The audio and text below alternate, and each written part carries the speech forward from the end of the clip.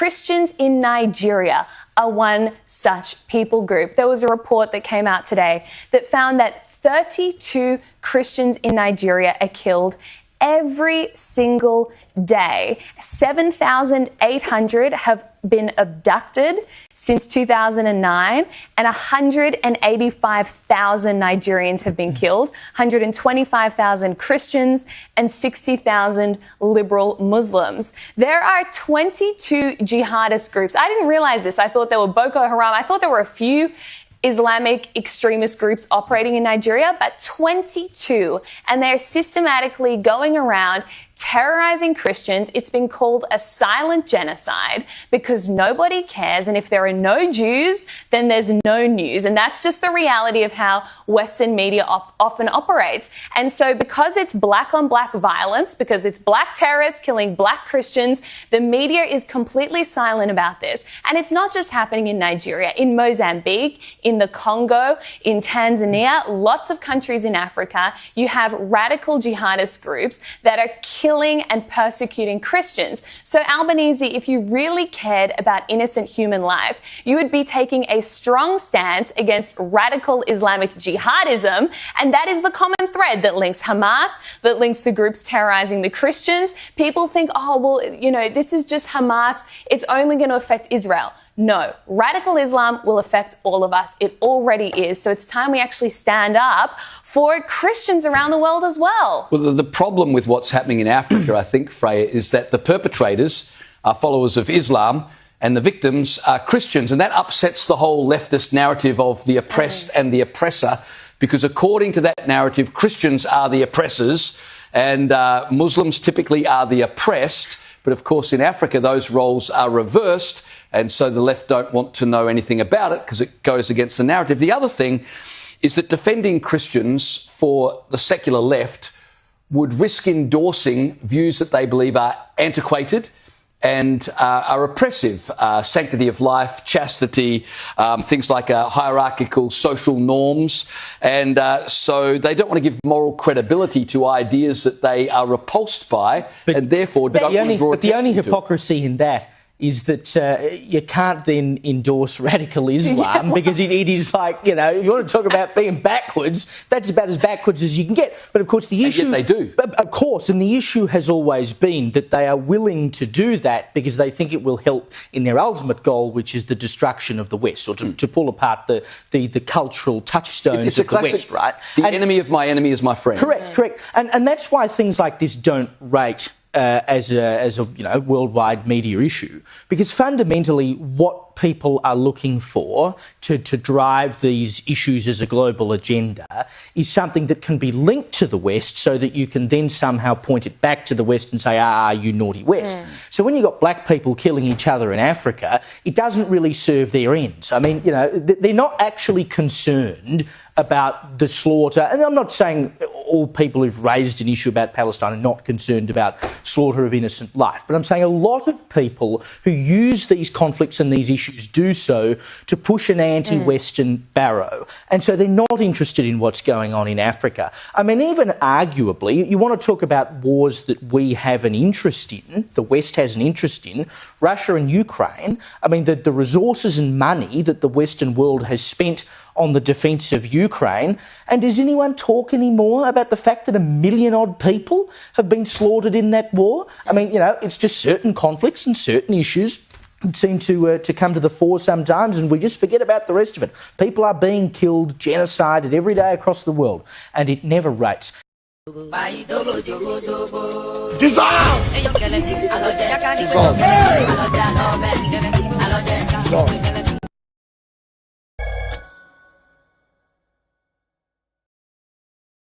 Today, first of all, if we look globally, there are more Christians being persecuted and discriminated against because of their Christian faith than any other time in human history. More than 365 million people around the globe experiencing severe persecution or discrimination, and nowhere is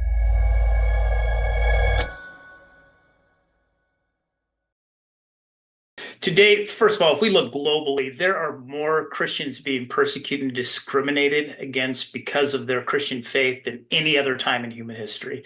More than 365 million people around the globe experiencing severe persecution or discrimination. And nowhere is that persecution being expressed with greater violence than in Nigeria. In fact, last year alone, we see that in Nigeria, there were more people that were killed because of their Christian faith than all other places in the globe combined.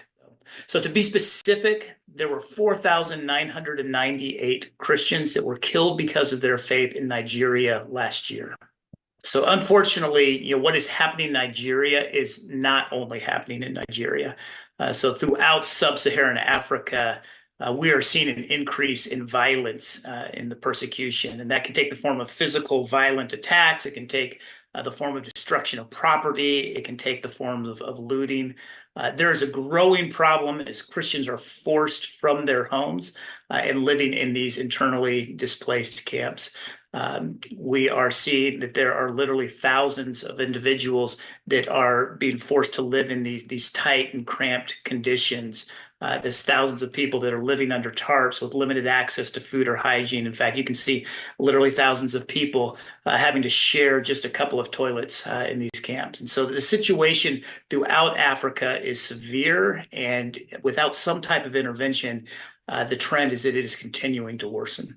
Not long ago, there were leaders from the church throughout Africa that came together, and they asked their Christians and brothers and sisters around the globe, as well as members of these international communities like the UN and other parties, to stand with them. And from many of their perspectives, the rest of the world seems to be turning a blind eye. People are not talking about it.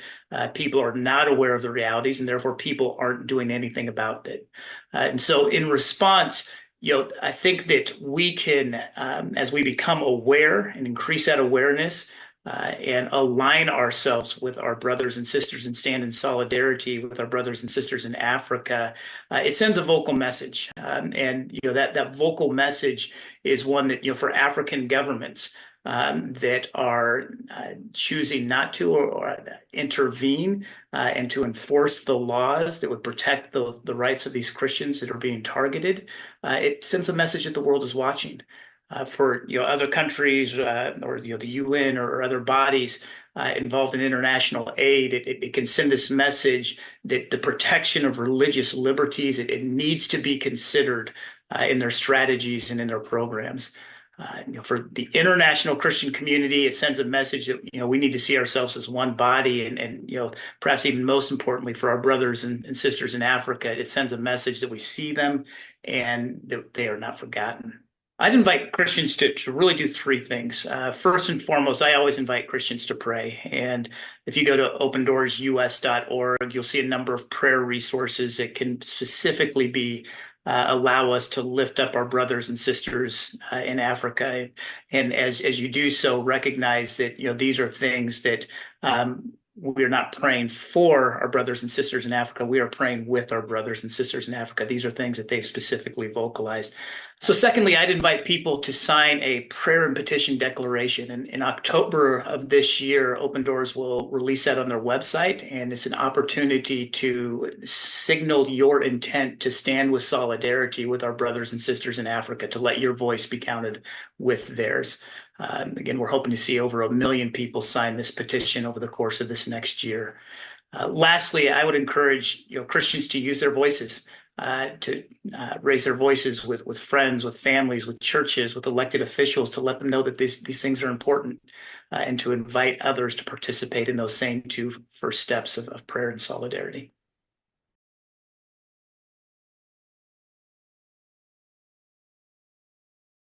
Christians in Nigeria are one such people group. There was a report that came out today that found that 32 Christians in Nigeria are killed every single day. 7,800 have been abducted since 2009, and 185,000 Nigerians have been killed, 125,000 Christians, and 60,000 liberal Muslims. There are 22 jihadist groups. I didn't realize this. I thought there were Boko Haram. I thought there were a few Islamic extremist groups operating in Nigeria, but 22, and they're systematically going around terrorizing Christians. It's been called a silent genocide because nobody cares, and if there are no Jews, then there's no news, and that's just the reality of how Western media often operates. And so because it's black on black violence, because it's black terrorists killing black Christians, the media is completely silent about this.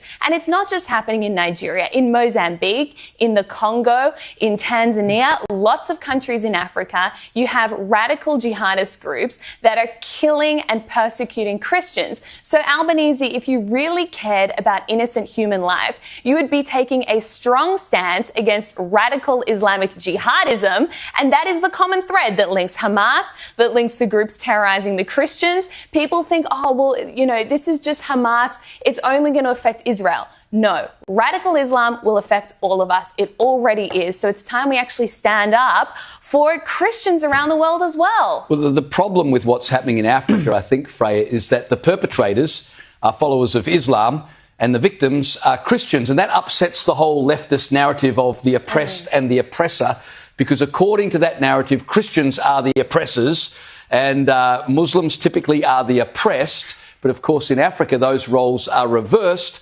And so the left don't want to know anything about it because it goes against the narrative. The other thing is that defending Christians for the secular left would risk endorsing views that they believe are antiquated and are oppressive.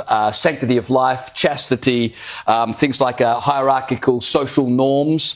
And so they don't want to give moral credibility to ideas that they are repulsed by, and therefore don't want to draw attention to. But the only hypocrisy in that is that you can't then endorse radical Islam because it is like, you know, if you want to talk about being backwards, that's about as backwards as you can get. But of course the issue... And yet they do. Of course, and the issue has always been that they are willing to do that because they think it will help in their ultimate goal, which is the destruction of the West, or to pull apart the cultural touchstones of the West, right? The enemy of my enemy is my friend. Correct.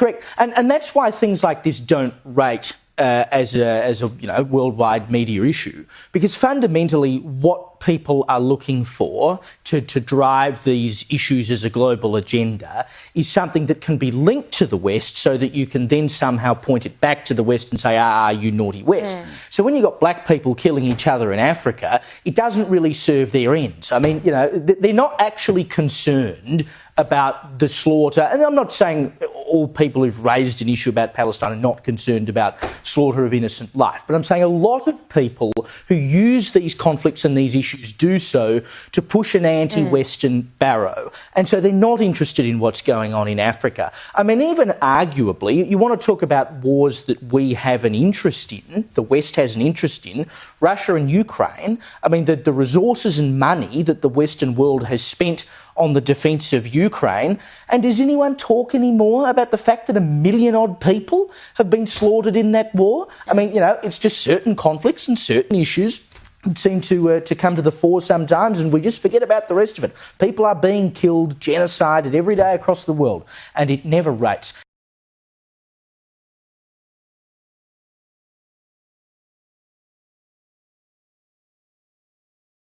As very foolishly and stupidly will support them because they want Tinubu as the president. And you are all dying every blessed day. You are all dying every day. Had you people risen up to say that what is happening in Nigeria is bad, there is no way that Fashoranti's daughter will not be alive today.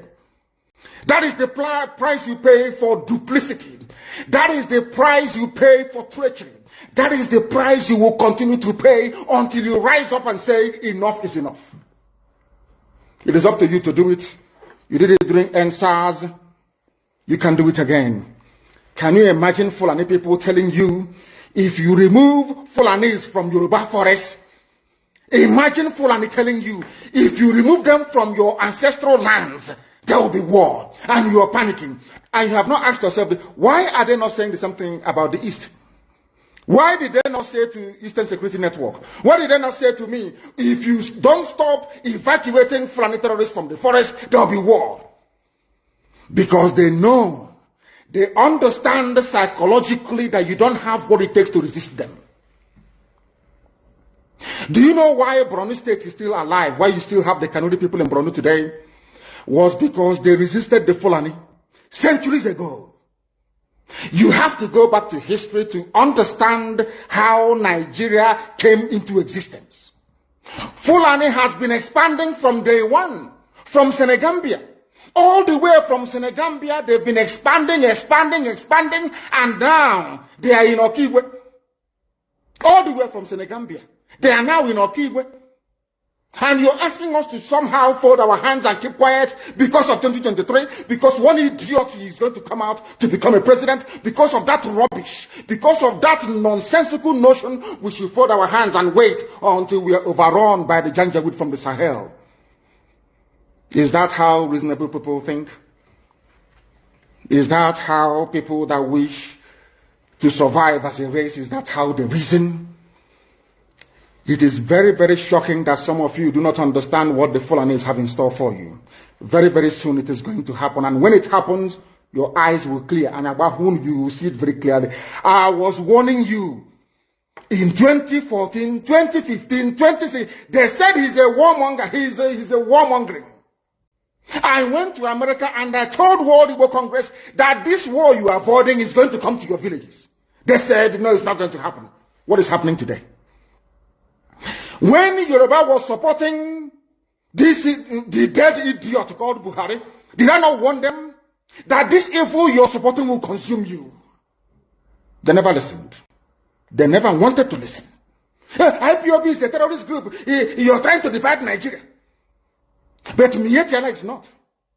People that you are calling bandits, have you heard anybody come out to say, please Buhari, since presidency is there defending terrorists in the forest, why don't you proscribe them? No, you cannot proscribe a Fulani group. Never.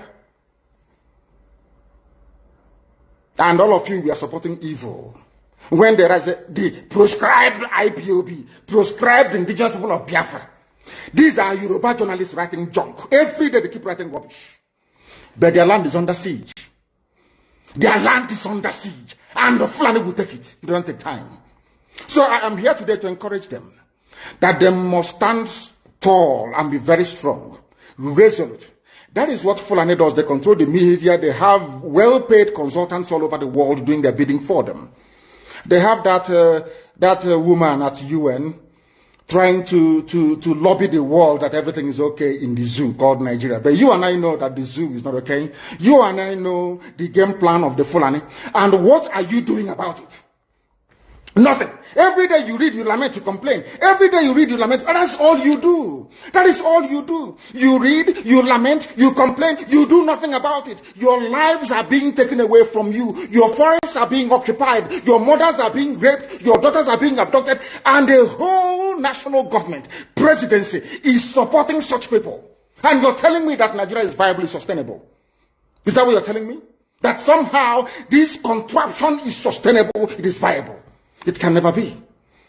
Because the more you stay in one Nigeria, the more you are inviting the Fulanis to take over your ancestral lands, take over your villages, and to make life a misery for you. That is the end game. That is the outcome. If you doubt me, go and do a bit of research. Ask yourself, who are the Hausa people? Who are the Nupe people? Who are the Bachama people? All of these people were steamrolled by the Fulani march to the Atlantic Ocean. And now they're in Yoruba land. They're in their forests. They are in their forests. And who is going to drive them away from there? If not the Yoruba youths. Forget about your useless governors. Your elders are very strong. I love Yoruba elders. The way they behave, the way they talk. Very, very strong. They say they support Akeredolu. That is the governor of Ondo State. They support him in what he's doing. People must come out to say that enough is enough. When you travel to the north, do you live in the forest in the north? The Igbo people in Sabongeri in Kanu, are they living of course it's Hausa land, are they living in the forest? They came to the town, they worked very hard, they built houses, they built mansions, they developed the entire place. Is that not what they do? What are Fulani people doing in our forest? Nobody can answer that question. They say that they're pastoralists. I want some of you have had your breakfast this morning. Please go to your fridge or go to where you keep your beverages and you will see pig milk. Pig. Some of us were raised on pig milk. For how many years now? And you keep asking yourself, what is pig milk? Pig milk is the same milk that the cows produce in Holland can be produced in the zoo. Tell me the country in the world aspiring to be a member of the UN Security Council where you move cattle from place to place. Are you people well at all? You so-called Nigerians, are you normal in the brain? I'm asking you a simple question. Show me a country that aspires to be in the 21st century moving cattle from place to place. Tell me they're grazing. Which country is that? Please tell me. All of you don't have any shame. When you have people, an entire presidency coming out to defend a very primitive, archaic agricultural practice, then you know you embrace serious mess. You are in one almighty trouble, I'm telling you. People are in a mess. The Holland that you get your pig milk from, do they move cattle from Rotterdam to Amsterdam? I'm asking you a simple question. But they produce the pig milk that you're drinking every blessed day. Why can't Fulani produce pig milk in Sokoto? Why can't they produce carnation milk in Kanu? They have the cattle. Before the white man came, did you see any Fulani in your forest? All these people talking rubbish about movement of cattle and movement of... I'm asking you, before Britain came and handed over Nigeria to Fulani, ask your grandfathers, please, or your grandmothers. Ask them. All this nonsense we are hearing today in this so-called one, I want to tell you the dangers of one Nigeria. All this nonsense you're hearing today about one Nigeria, Fulani in our forest, Fulani in our village. Before the white man came, did you see Fulani moving their cattle all over the place? Did we not have meat to eat? They will answer these questions for you. Because sometimes in Africa we don't reason very well. The way we reason is disjointed. It is disjointed. I can't understand for the life of me why instead of them to waste all that money arming and equipping this Janjaweed army Mihetiala to come and conquer you and I, why don't they open a milk factory somewhere in the north and bring the milk down south? I'm sure Southerners will buy it. After all, pig milk comes all the way from Holland. Pig milk all the way from Holland. Now you understand it. Because of the way you people reason. Why can't you produce? Is it difficult to produce milk? The same milk that comes out naturally from the udder of the cow. Why can't you can it somewhere, pasteurize it, and send it to people to eat, to drink, or to do whatever with? All over the world, that is what is happening. In fact, they produce so much milk in Europe that they pour it away. Why can't you do the same thing? A whole president claiming they are in the 21st century are supporting a very primitive practice of moving cattle from place to place. All of you, you're not ashamed of yourselves. You have no shame. As somebody will say, your shame is shaming me. I'm telling you, you people from the zoo, I'm ashamed of your ignorance and stupidity. You people are hopeless, completely hopeless. One day I want idiot to come and say, we are intellectuals. And you're moving cattle from Kafanchan to Ahoda. You are intellectuals. You are intellectualizing. You are in the 21st century, you are moving cattle, driving cattle, Nama, from over 300 miles. It's claiming Yoruba forest is a place for you to be in. You want to relax, Yoruba forest is every Nigerian is free to live anywhere. And do their business anywhere, yes. But when an Igbo man tries to sell beer in Kanu, you destroy it. You destroy their businesses, you destroy their hotels, but you can come down to the south and live anywhere you like and graze anywhere you like. And you're telling me that is a country, that is one Nigeria for you? The Fulanis we are talking, they call them the Funa movement. Our attention has been drawn to a decree credited to one Rotimi Akeredolu, asking Fulani people who have occupied some forests in Ondo State to quit. We are also aware of another incident in Oyo State where an illiterate political talk gave quit notice to Fulani people to leave their territories, which are now their irreversible homes. Are you listening? Fulani are now saying that Yoruba forest is now their irreversible homes. They have now occupied Yoruba land in perpetuity. And I want to let my Yoruba friends understand this. You see, in life, anytime you support evil, evil will come back to haunt you. All of you never knew that IPOB and this Biafra movement was for your liberation. Some of you saw maybe the oil and gas from Biafra land. If they go now, we'll have access to oil and gas. In the process of having your eyes fixated on oil and gas, your forest is gone. Do you understand it? There is nothing more precious in life than freedom. Freedom is very important. And I need you to understand this very morning. Every Yoruba person supporting Fulani, you are setting up yourself to become like the Hausa people. Remember when Hausa was supporting Fulani? We are Hausa Fulani, we are Hausa Fulani. Where are the Hausa people today? I ask you. Where are those Hausa people today? Do you see them anymore? They're saying we are Hausa Fulani, we are Hausa Fulani. Do you see them again today? Do you see them? I'm asking you. No, because Fulani have completely overwhelmed them. It's called emasculation. Completely emasculated them. Look at what they're doing in the East. In the East, they come to the East, they will tell you, oh, you want to be the president or vice? Yeah. They say, give us land for Ruga. They give them land. I saw Joseph Okadu did that Lord Banta. They have taken it over in forever and ever. Give us land in your state. Hope of them prove to us that you are our stood. Give us land in Olo. Hope of them will give them land in Olo. We can go and kill people in Obibo. We can kill for them. How many Fulani governors are prepared to kill bandits? I didn't say normal people. I'm talking about armed, dangerous bandits. How many Fulani governors? Go and read your newspapers, you will see it there.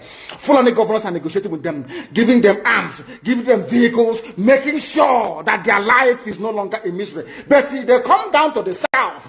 They tell you, give us land for Ruga. Go and kill your people to prove to us that you're one Nigerian. That was why Obi also was talking rubbish. Was yesterday or 2 days ago. Supported by the BBC. The problem you people have in Nigeria is this. Your journalists, you see people, Punch newspaper, Tribune, Vanguard, and Nation, they are your second worst enemies. I'm telling you the truth. They can never ever be objective in their reportage. Never ever. That's why all of you are suffering. But you don't know it. They were the same people used to scuttle the NSAS protest. Of course, some of you went about looking for Indomie in warehouses. Typical black people. Any revolution that is coming now, you must stand very firm. They'll say, oh, you're Igbo. Oh, you're Yoruba. Oh, you are from Europe. Don't join them. It's our turn in 2023. If you do this, you will scuttle our chances of becoming the president.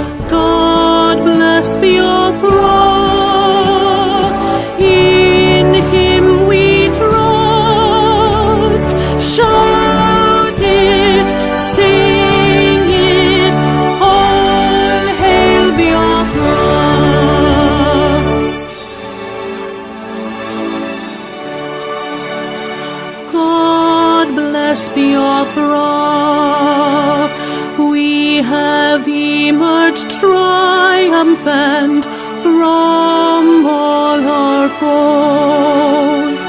Through the crucible unscathed, we passed victorious. Our trumpets pealing the glorious song. Play it, sing it, all hail Biafra.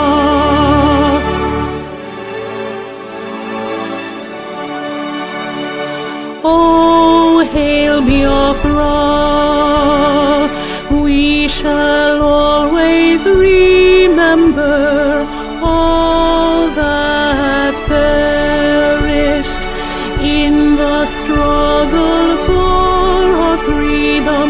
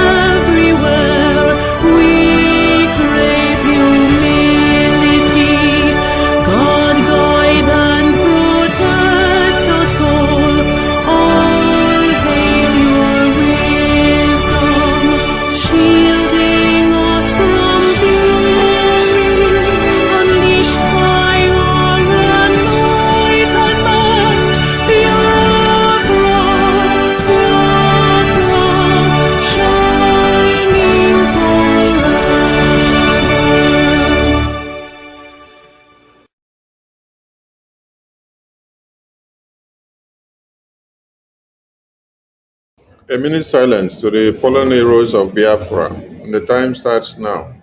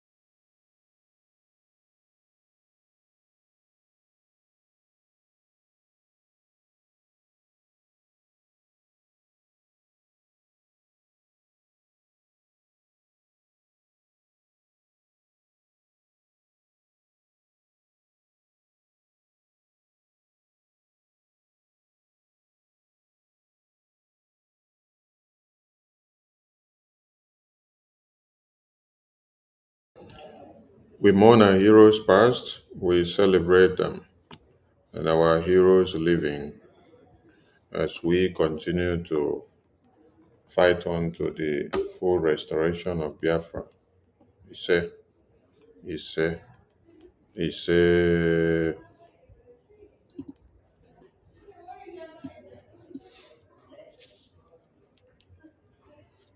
Good evening, good morning, good afternoon, good night to everyone, depending on your time zone. And I bring you warm greetings. Today,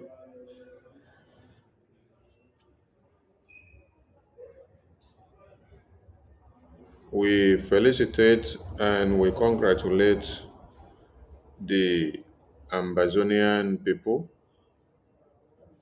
Our allegiances with the Ambazonians are unbroken. They face the same terrorists that we face, and they are fighting for the same freedom of independence that we fight. We share many things in common with the Ambazonians. They are our brothers and sisters who were annexed to the Cameroonian region by the Nigerian terrorist government.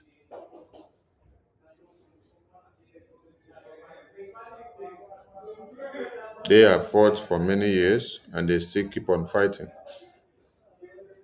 Their leaders are behind bars, same as our leaders, and we share many things in common. So Biafran people celebrate with the Ambazonian people because 1st October is their day of declaration of independence, the Ambazonian Declaration Day of Independence. We commemorate with them, we salute them, and we join our voices to say Happy Independence Day to the Ambazonian people. We salute our leaders that have lived before us, who are behind bars, still fighting for this freedom. We salute our heroes that are fighting in the battlefield. We salute all Biafrans who are fighting every day with their money, their intellect, and everything they have in them. We salute all Biafrans globally, those that recognize the reason why Biafra must be restored, those that recognize the good work and template of BRGIE, those that recognize the sacrifices that our leaders have made for us to have a home where the jihadist terrorists have not taken over. Our supreme leader, we salute you. Our eternal leader, our former president of Biafra, our prime minister, we salute you. Wazirike, we salute you as well for your sacrifice. We salute our APM. We salute his entire cabinet. We salute the de facto government in the homeland. We salute our BDF, who are fighting side by side with the Biafra Republic government in exile to see that Biafra de facto government in the homeland is fully taken care of and the terrorists are not taking them out.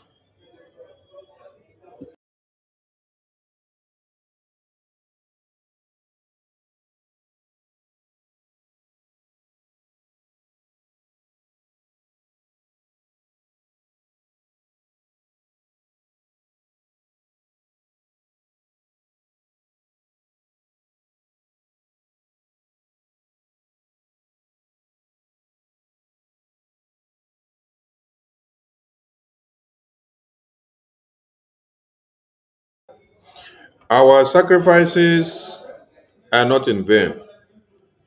All you have all been doing are not in vain. You can see that the work of BRGIE is paying off. You can see that the top media houses, the senators, the lawmakers in America, they are beginning to peek into the Nigerian genocide that is ongoing of Christians. This did not happen by magic. This is happening due to the good works of BRGI in Washington, D.C., the knocking of the doors. I want all of you to remember when Mr. Dawn, the think tank man that was speaking from America in the Biafra Convention in Finland, he said that the Biafran people have to table Biafra to the US congressmen and women by looking at what is actually taking the attention of people. That the Christian genocide is a bedrock for us to climb on. He advised that we should make sure we use every stone that we have to kill all the birds that we need. And we are making use of them very well. Discussions still continues with the US lawmakers, with BRGIE behind the scene. And you are shocked that after the historic congressional briefing of the Biafran people in US, that is when you are beginning to see the US think tanks beginning to speak about Biafra. If you did not ask the question, if you did not search, if you did not think, it is time you start understanding what is playing out. For the Biafran people to have had the opportunity to make use of the US Congressional building, the US Congressional room, to have their congressional briefing on Biafra, it was a starting point to global awareness. Global awareness that not only speak about Biafra, but aspires as the hope of every Christian in Nigeria. We broke the camel's back and the message was delivered. You saw all these wonderful men and women here in the US Congress. So if you are missing any of these publications or photos, please, when you go to our website, click on diplomatic engagement. This is Biafra Republic Government.org. Biafra Republic Government.org. This is how our website looks like when you enter there. And here you can see the old map of 1579. This map of 1579 is to explain to the world that Biafra had existed on the map all the way to 1579, which is the last one that we were able to pick. So if Biafra was seen on the map in 1579 or 1570, that means in 1300, in 1200, Biafra was on the map. Because you have to count how many centuries. You count 1200, 1300, 1400, and then you get to 1500, and then you are seeing Biafra on this very map. That is why we have this map on our website, so that if you're asking us, where is Biafra on the global map, we will refer you to first to go and see the Benin Kingdom, see Biafra, see the Gulf of Guinea, see Cameroon, on the world map. So this is Africa Tabilivla Nova. This was a map that was drawn in 1570. So with this, we will refresh your memory and take you back to understand how we came to be, how we had existed before now, and why we are still existing again. So when you visit BiafraRepublicGovernment.org, BiafraRepublicGovernment.org, this is the front page of what it looks like.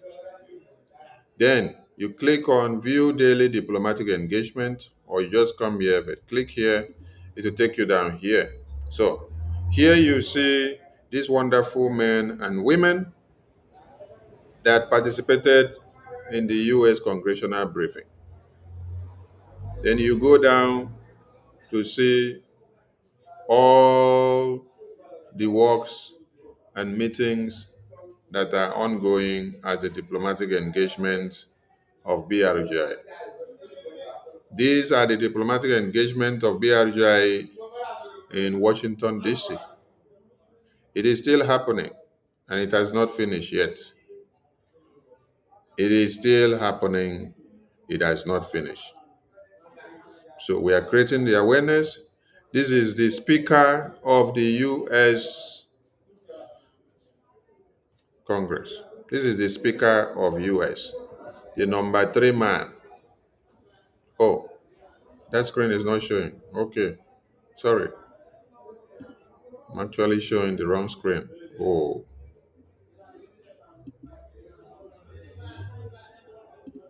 Okay, sorry. All right. Then you scroll down, you see these wonderful men and women. You come down here, you start seeing the diplomatic engagement. If you click here, it will open to you, it will take you to the explosive testimony that was submitted by BRGIE to the US Congress, which we call on the sanction on Nigeria and Finland, which we also tell them about the Christian genocide that is happening in Nigeria. So if you just click this post you see here in this website, it will take you to the US congressional testimony, where you can read.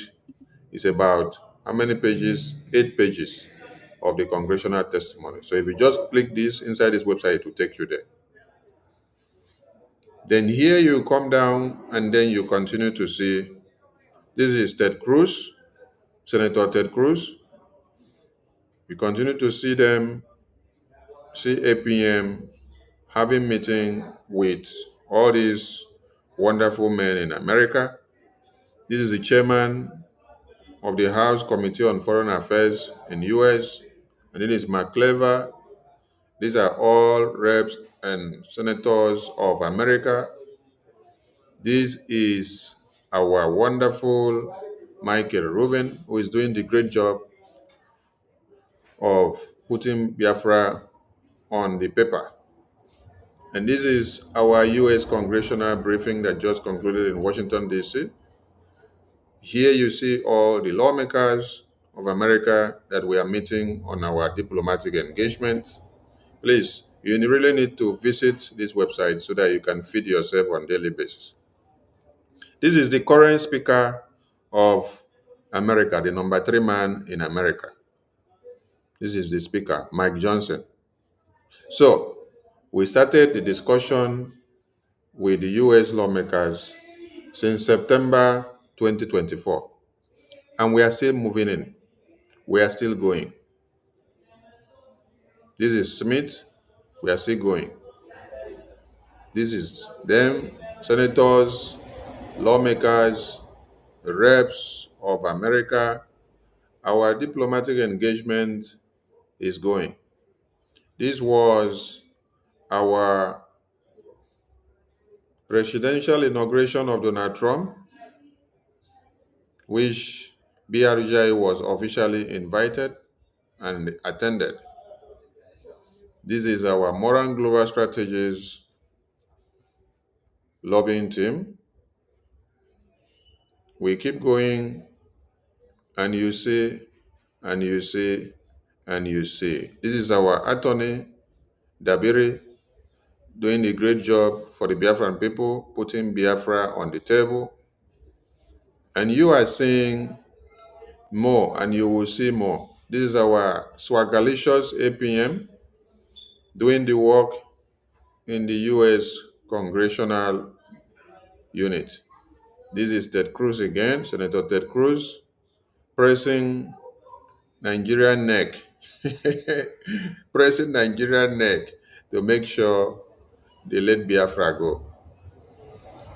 And this is the testimony of the court jurisdiction in Kenya exonerating Mazi Nnamdi Kanu's kidnap, letting the world to know that Nigerian government and Kenyan government committed crime by joining their hands together to kidnap Mazi Nnamdi Kanu. Today, Nigeria are telling you, the Nigerian court are telling you that they don't have evidence of Mazi Nnamdi Kanu being extraordinary rendition. Do you see this document on the screen? Okay. So when you go to the BRGIE website, you will see all this. This jurisdiction was passed on what date? When you check very well, you will see all the detailed information that you need here. So, Nigerian terrorist government, they know what they are looking for and what they are doing. So here you see our attorney, our APM, and our lobbyists. Here you see the Minister of Foreign Affairs, our APM on the diplomatic engagement. We are moving and we are going. The talk with US government, when you press here, it will take you down to read the official memo in the US government Department of Justice website. If you click this link here, BRGIE in talks with US government over deal and makes offer public. If you just click this photo, it will take you to the document for you to read officially. The document that was submitted and it is embedded in the US Department of Justice of America. So everything that BRGIE are doing, They are being and well documented in the US Department of Justice. So if you haven't visited the website, please go and visit the website. This is our Dr. Sho Ayara, the leader of the Ambazonia. So we are moving with speed. I took time to open here so that all of you can just refresh your memory and to see and understand what is happening. It is through all these engagements that are happening that you now see that American think tank groups, American media houses are now reporting about the genocidal war in Nigeria. It is Biafra government in exile that is pressing the button. Do not wait to hear that they are calling Biafra. No. The Biafran people are the massacred Christians. The Biafran people are the Christians that are being massacred there. So, don't wait to hear Biafra. The time that you will hear Biafra openly, directly from their mouth is coming. For now, we are using the Christian massacres to enter them, to open the wounds, and to make everybody understand what is happening. You are the Christians that are in Nigeria that are being massacred. You are the one that is fighting back. The terrorists are the ones massacring and maiming you, outnumbering and reducing you in numbers. So today, we come back again to ask the very big question. They say Nigeria is at what? 65 years. Is it 65 years of progress, or it is 65 years of pains and penury? Is it 65 years of starvation, or it is 65 years of development? Is it 65 years of massacre, or is it 65 years of exploration? Is it 65 years of exploitation? Is it 65 years of good governance? Is it 65 years of bloodletting? Or is it 65 years of a STEM and resistive defense and military force that crushes every terrorist that raises their head against their indigenous people? The reverse of what you expected is what the Zoological Republic of Animal Kingdom has become. It is a den where babies, women, and children are being slaughtered on a daily basis. It is a den where Nnamdi Kanu, a man that committed no crime, was kidnapped by this government that are calling themselves Nigeria at 65. So it is Nigeria at 65 as international kidnapper. That is the best word to explain and to describe Nigeria at 65. Nigeria at 65 is international kidnapper, because Nigeria at 65, they went to Kenya to kidnap Nnamdi Kanu. Nigeria at 65, they deploy all armored tankers to come to Biafra land to kill and to crush and to slaughter Biafran people on a daily basis. Why? Because of Biafra independence. Nigeria at 65, all they do is to do what? Destroy the Biafran people's lives. For those of you that do not have the link to the website, I'm posting the link now to the website, so you can click and then you go there and view. So you can see all the photos and information that you need on the website there.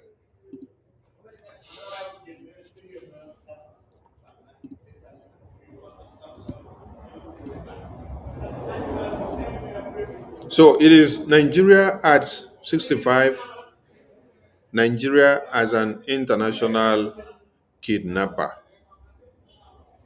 But the question comes back to the Igbo terrorists, criminal politicians. I played a video where Nnamdi Kanu was talking. And Nnamdi Kanu even commended the Yoruba elders. Yes, he commended the Yoruba elders and their elite. He said the Yoruba elders, they don't allow their own to be betrayed. They don't allow their own to be picked up by a vulture. They don't allow their own to be picked up by an eagle. That they all come together, they surround and shield and give a protection to their children. They don't allow their children to be picked as a prey by a vulture or by eagle. Rather, they shield, they protect. Then he went on to describe Igbo elders. He said, you people are the most useless of it all. Yes. Because instead of you to look for a way of protecting your children, you are the ones that are doing what? That are arranging the kidnapping of Nnamdi Kanu. All the Igbo politicians, and I want to say thank God that this sensitization that we embarked on for the past days now, it is yielding fruit. Some of you may think that people are not listening to us. It is on Twitter that the mainstream media is speaking and connecting to people that matters. Yes. We may not have many people listening to us on YouTube and Facebook, but go to Twitter. The Twitter, they are getting the message. And today, when I was solving the media on Twitter, I was seeing many of them beginning to pick the topic that we are pushing now, the topic of Igbo politicians jail Nnamdi Kanu, while Fulani politicians protect Boko Haram. I say, yes. They also start calling out all the Igbo politicians. They are calling the names of the senators, the governors. I say, yes. You people are getting the message. In this very media, use the power of the media to send the message that will liberate and to change the mindset of Biafrans from the misinformation that has been given to them. Change the narrative. We did not have the media in 66 to 70s, but we are privileged to have the media in our own dispensation. So we are making use of this media by sending the message that will reset your brain. When this message resets your brain, you will now come back to your senses. As a Biafran, it is time you hold Peter Obi responsible. Anywhere you see Peter Obi, all of you that allow Peter Obi to be junketing to America, to UK, to Europe, to France and anywhere, and he's coming to have meeting with you people. And you people are giving him endorsement of 2027. I want to make you to understand that you are actually digging the grave of Peter Obi. Yes. Peter Obi will live longer if you don't push him to go and contest to be the president of Nigeria. He will live longer. He will have a good life. You will be looking around and then you will see Obi and Obi will be there for you. But when you make a mistake of allowing him to be used again and dumb again and used again to blindfold you and to disrupt your mind on Biafra independence, it will be too bad for you. It was when Peter Obi was brought in to disrupt your mind in 2023, that was when all of you abandoned Martin Nnamdi Kanu in detention. All your hopes and aspirations were that when Obi wins election, Obi will now come and bring Martin Nnamdi Kanu out. And then I ask all of you, when Obi does not win election, what happens? Martin Nnamdi Kanu rot in jail, right? While we had a solution of releasing Martin Nnamdi Kanu by shutting down Biafra land without any movement of elections. Because of how stupid some of you are, you decided to go and play the chess game of Nigeria and Obi. You played. And even after Tinubu have been elected into power, you people were waiting to November of 2023 for the Nigerian court that is controlled by Tinubu to now remove Tinubu in power and now put Obi in power for you. I look at all of you and I laugh. That was when I knew that some of you have brain tumor. Yes, many of you have brain disease. Who controls the INEC? It is Tinubu, the president of a country. Who controls the judiciary? It is Tinubu. Who elect or appoint the Attorney General of the Federation? It is Tinubu, the presidency. Is it you that is not part of the government that you now go and elect the presidency, will now go and elect the Attorney General of the Federation? Is it you that will now decide what the attorney will do, or it is the person or the government in power that elected that person that will now decide? Let me ask people some questions. As I am like this now, can I stand up and then start fighting this Biafra Republic government in exile, which I am part and parcel of? I'm asking a question. I am part and parcel of Biafra Republic government in exile.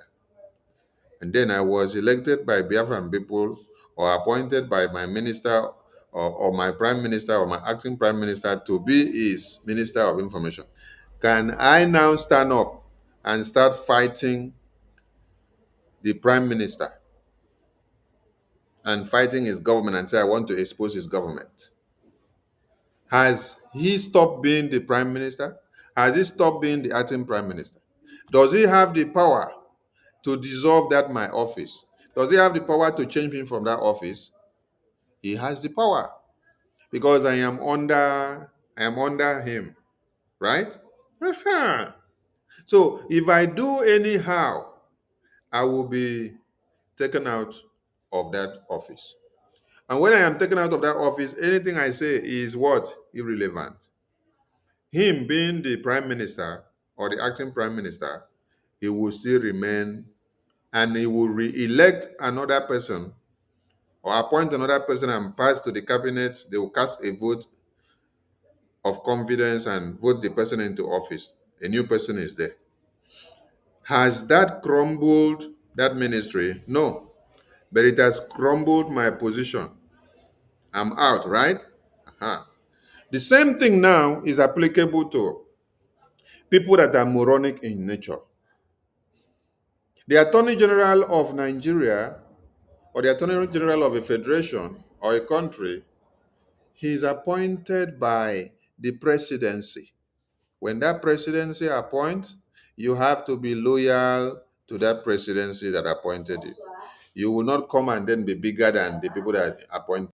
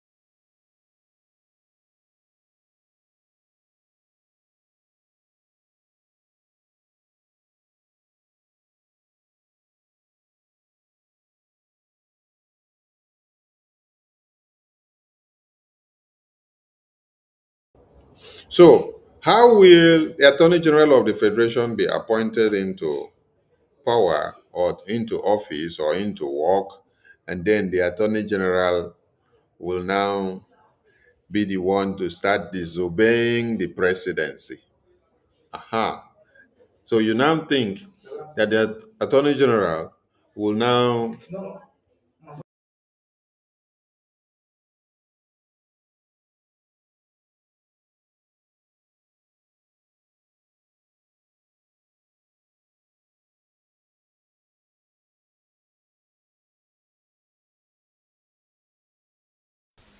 Mr. President, the Senate is worried that if the activities of Simon Ekpa, who is issuing the illegal sit-at-home order, is not checked, he may succeed in corrupting the minds of Nigerian youths and turning them against the government of Nigeria.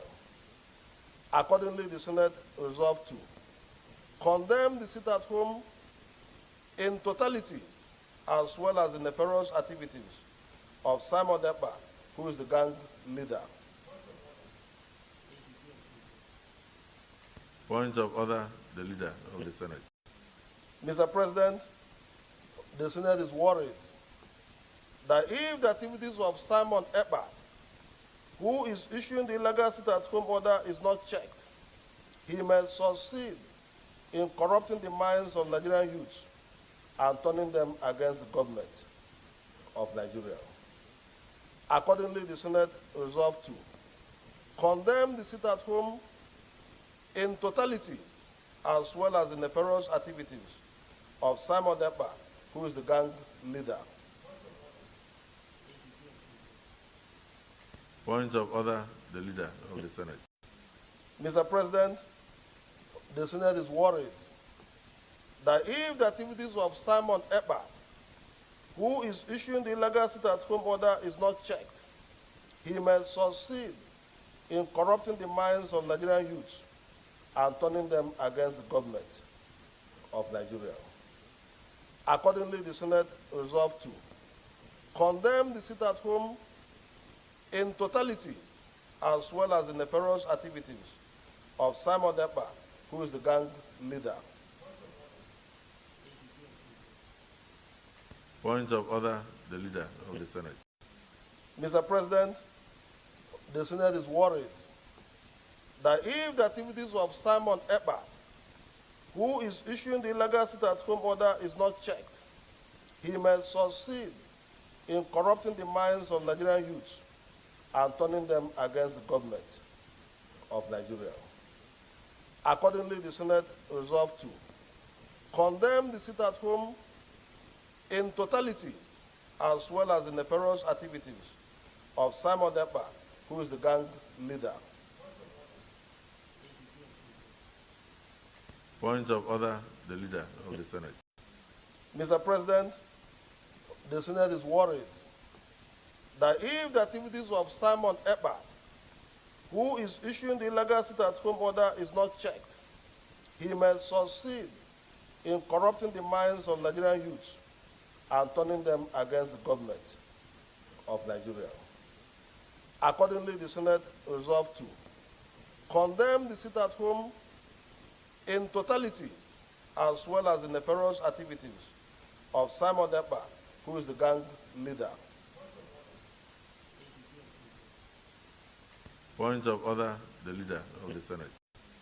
Mr. President, the Senate is worried that if the activities of Simon Ekpa, who is issuing the illegal sit-at-home order, is not checked, he may succeed in corrupting the minds of Nigerian youths and turning them against the government of Nigeria. Accordingly, the Senate resolved to condemn the sit-at-home in totality, as well as the nefarious activities of Simon Ekpa, who is the gang leader. Point of order. Simon is the only problem and Biafra is the only problem people have. But the entire Nigeria are crying of the massacre of Christians. Today in the media you check, you saw dominance of reproach. Dominance of reproach from Nigerians who presumably should be celebrating Golden Day, big day of Nigeria independence. But what did you see? You saw a day of reproach from the Nigerians. I am so happy of the reactions of Nigerians today on the media. They have really shown that the massacre of Christians that the Biafran people have carried on their head for years, and they have called them names. It is because of us carrying the massacre of Christians on our head that have made Mazi Nnamdi Kanu to be kidnapped and our prime minister imprisoned. And many Biafrans forcefully disappeared in Biafra land, kidnapped, tortured, imprisoned, and jailed, and then they threw away the key. Some have been disappeared and we don't even know their whereabouts again. Some of them were poured acid while their hands were tied to the back in Biafra land. Who did it? It is our own governors that are working for the interests of the Nigerian terrorist government. We have suffered a lot because of speaking for the massacre or against the massacre of Christians. And we still continue to bear the brunt because our leaders are behind bars as we speak. That is why you can see a senator that is of our own extract standing boldly to tell Nigeria that he should come and kill us. But this same senator cannot open his mouth and say, Nigeria terrorist government, they should go after the real terrorists that are in the far north and middle belt and Yoruba land. Today, they have engulfed the Yoruba lands. And Mazi Nnamdi Kanu still reminded us something again. The leader of the Senate. Mr. President, the Senate is worried that if the activities of Simon Ekpa, who is issuing the illegal sit-at-home order, is not checked, he may succeed in corrupting the minds of Nigerian youths and turning them against the government. But if you check the message from this Senator Osita very well, you will see that he was right. Let us come back to the reality. Are Nigerians not aware of the reality of the Christian massacre today? This is why they kidnapped Mazi Nnamdi Kanu. This is why they imprison our Prime Minister Simon Ekpa. So if our Igbo politicians knew very well that the awareness that Biafran people are creating will open the eyes of the entire Nigerian people, and they will now get convinced and get to understand that Nigeria is a death trap. If Igbo politicians realize the intricacies and the importance of the message and the preaching that we are doing and the awareness we are doing every day, and then the Fulani terrorists did not wake up on the red chambers to protest that Biafran people should be stopped, that Biafran people should be kidnapped, that Biafran people should be imprisoned for creating the awareness ahead of time. But it's Igbo politician that is doing it. That means there is something this idiot here knew and foresaw that he was not even telling his fellow colleagues inside these red chambers. I ask a very simple question now. From the outrage that you have seen from Nigerians on the media today, was what he was saying here not right? Listen to him again, oh. Of Nigeria. Accordingly, the Senate resolved to condemn the sit-at-home in totality, as well as the nefarious activities of Simon Ekpa, who is the gang leader. Point of order, the leader of the Senate. Mr. President, the Senate is worried that if the activities of Simon Ekpa, who is issuing the illegal sit-at-home order, is not checked, he may succeed in corrupting the minds of Nigerian youths and turning them against the government of Nigeria. Accordingly, the Senate resolved to condemn the sit-at-home in totality, as well as the nefarious activities of Simon Ekpa, who is the gang leader. Point of order, the leader of the Senate. Mr. President, the Senate is worried that if the activities of Simon Ekpa, who is issuing the illegal sit-at-home order, is not checked, he may succeed in corrupting the minds of Nigerian youths and turning them against the government of Nigeria. Accordingly, the Senate resolved to condemn the sit-at-home in totality, as well as the nefarious activities of Simon Ekpa, who is the gang leader. Point of order, the leader of the Senate. Mr. President, the Senate is worried that if the activities of Simon Ekpa, who is issuing the illegal sit-at-home order, is not checked, he may succeed in corrupting the minds of Nigerian youths and turning them against the government of Nigeria.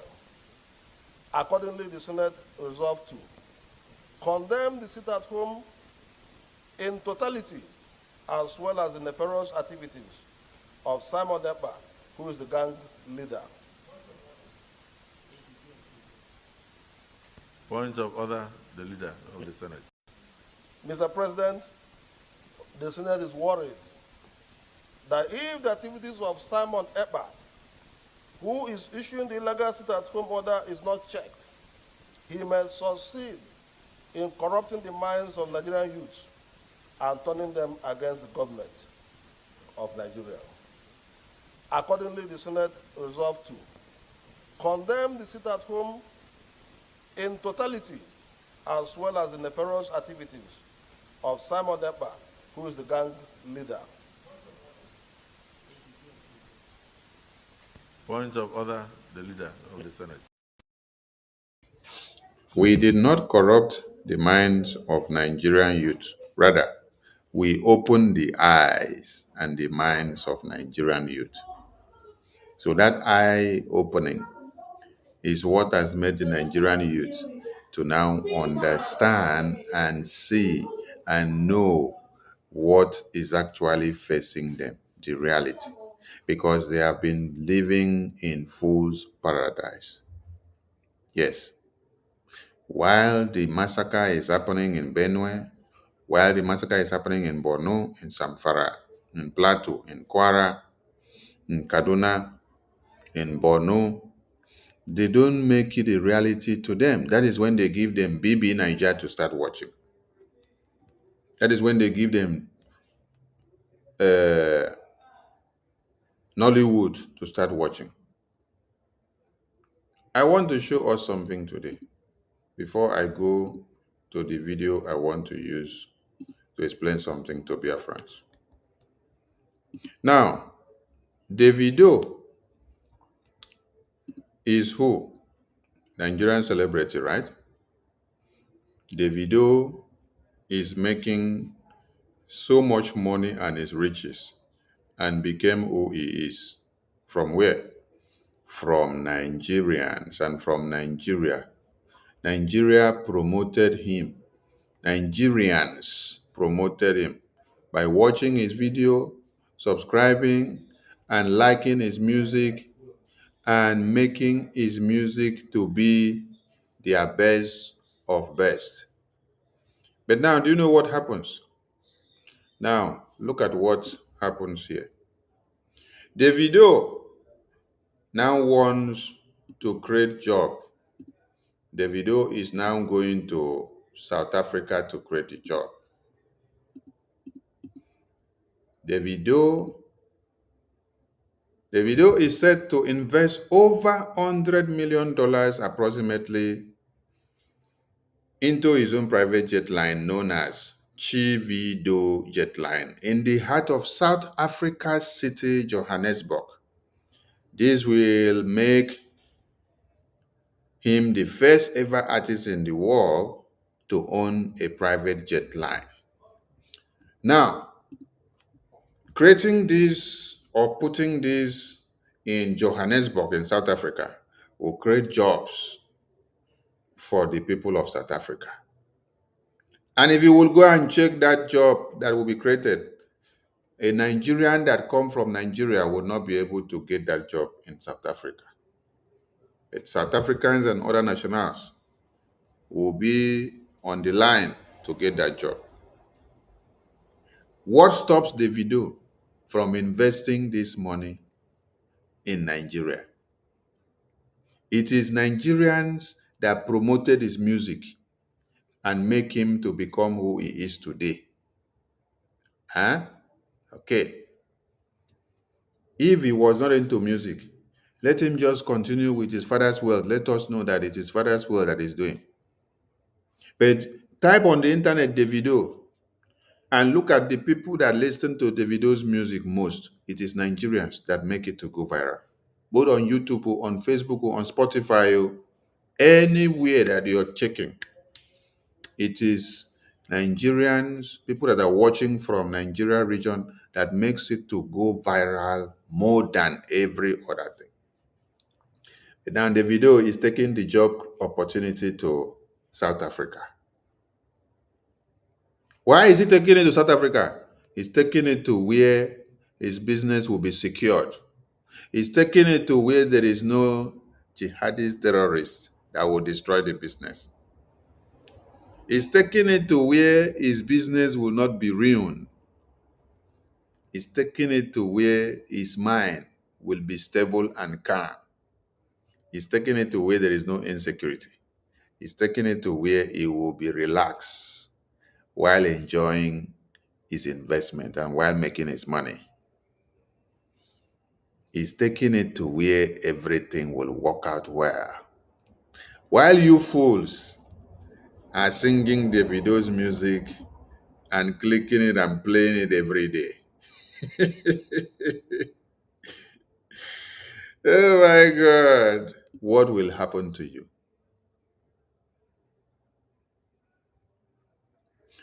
Now, the people that sat down in this Senate looking for the head of Simon Ekpa to kill and looking for the head of Nnamdi Kanu and the head of General Gento to kill, all of them are Biafrans. The one that is talking, that is raising the motion, is a Biafran. The one that he is submitting the motion to and telling him, Mr. President, is also a Biafran. Now, do you now see how the Fulani terrorists, the Nigerian terrorist government, is using all of you to fight against Biafra? Akpabio is the Senate President of Nigeria, right? Akpabio got into office of the presidency of the Senate through criminality that he had. And for his sins to be forgiven, Akpabio had to be put in there. So that it becomes cover me, I cover you. We are corrupt too. Cover me, I cover you. He covers Tinubu, and Tinubu also covers him. Akpabio became the Senate President. Akpabio is who? A Biafran. He is the one seated as the Senate President. Now, you now see another Biafran standing up, reading the motion of how they have to destroy Biafra. This is Akpabio when he was crying. Akpabio was crying before and was calling on these politicians and asking them and say, what are the rules of these politicians in your state? How come you say you are the governor of Enugu, or the governor of Imo State, or the governor of Anambra, or the governor of Abia, and then you observe sit at home? You close your office, you go and sit at home. That means you are also observing the sit at home and obeying Biafra. Until he told them that they have to think outside the box. They have to start doing something different. They have to think outside the box and start doing something different. Is how they all plan on the kidnap of Nnamdi Kanu and also on the imprisonment of Simon Ekpa, our prime minister. This is him when he was lamenting. So when you see Akpabio lamenting as the Senate president, a Biafra, you see this second one that is calling himself Senator Osita Isunaso. He is now the one submitting the cry that the Senate is worried.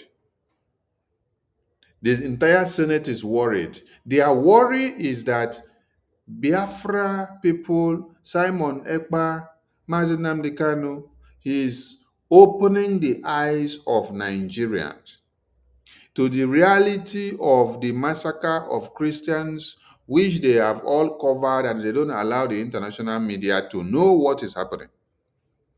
Now, how long has it been that BRGIE existed? BRGIE just existed in Washington, D.C., having meeting with Washington, D.C. lawmakers, not up to 2 years now. We started in September 2021. This is just 1 year. Just 1 year now that BRGIE started having meetings with the lawmakers of USA. We have started making these awareness that they were afraid of. These awareness that they were afraid of going into the US Congress.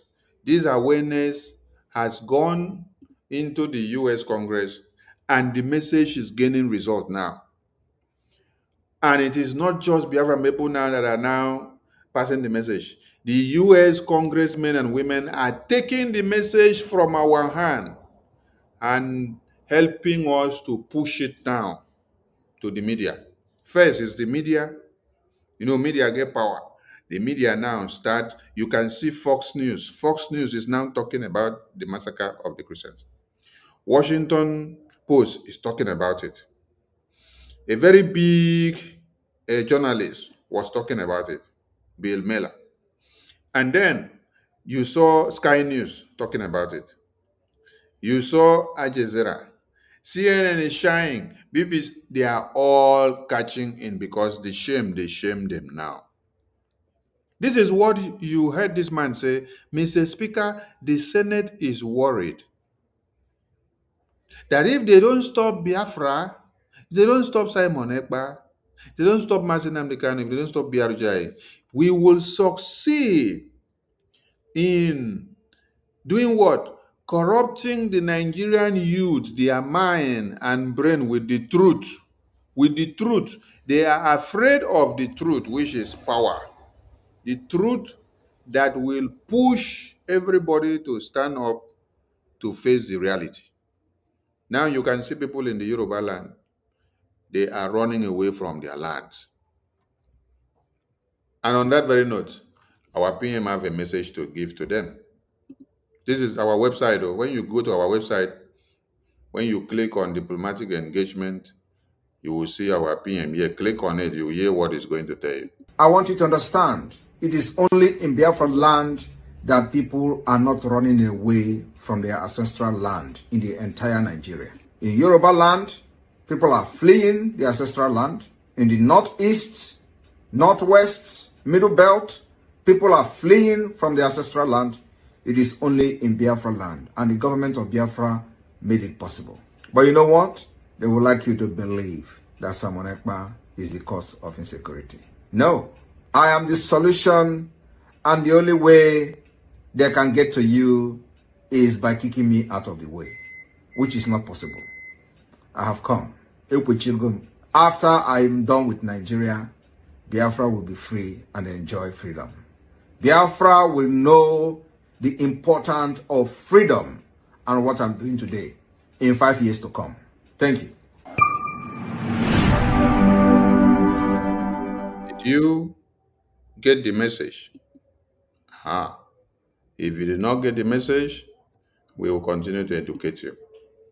It is only in Biafra land that people are not running away from their ancestral land and they are looking for some way to go and hide and then hand over their lands to the Fulani terrorists. Why? Because Biafra Defense Forces exist. That is why some of you that do not know the usefulness of Biafra Defense Forces, it is because they are shielding Biafra land.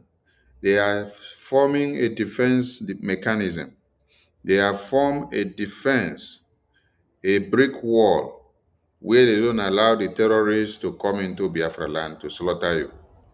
So as you sleep and relax yourself and rejoice, you don't know if there is war ongoing. When you are told that there is war and you see stockpiled dead bodies of babies, women, and children from Zamfara, Plateau, Kano, Kaduna, you don't know what is happening.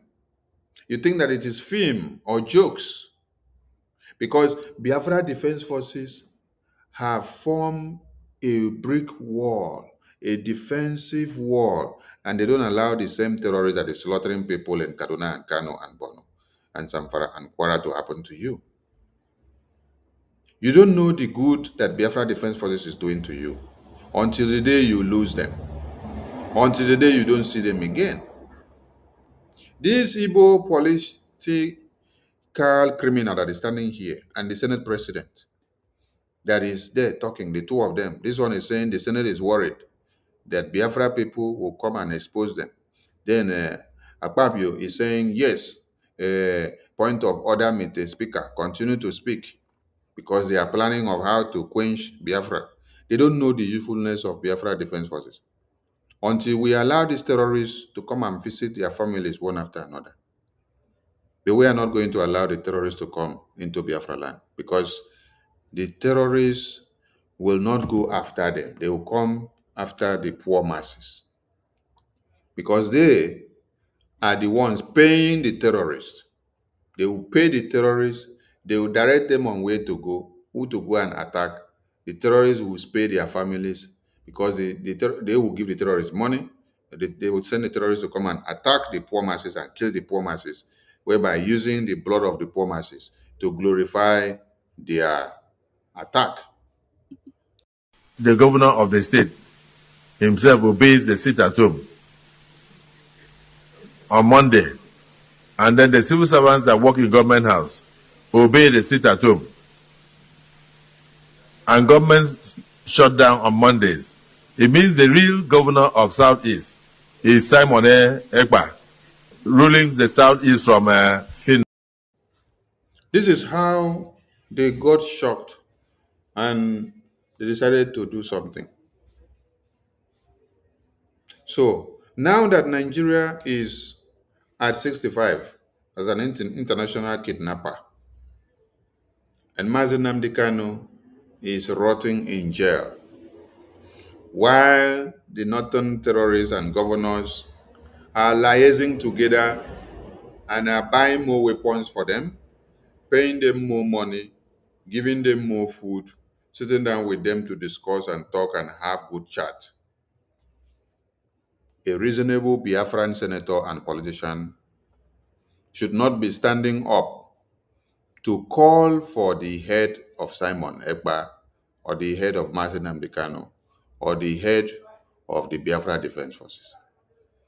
You shouldn't be calling for the head of Biafrans who are fighting to stop and protect the babies from being massacred and stop the annihilation of our babies, women, and children in the hands of the terrorists.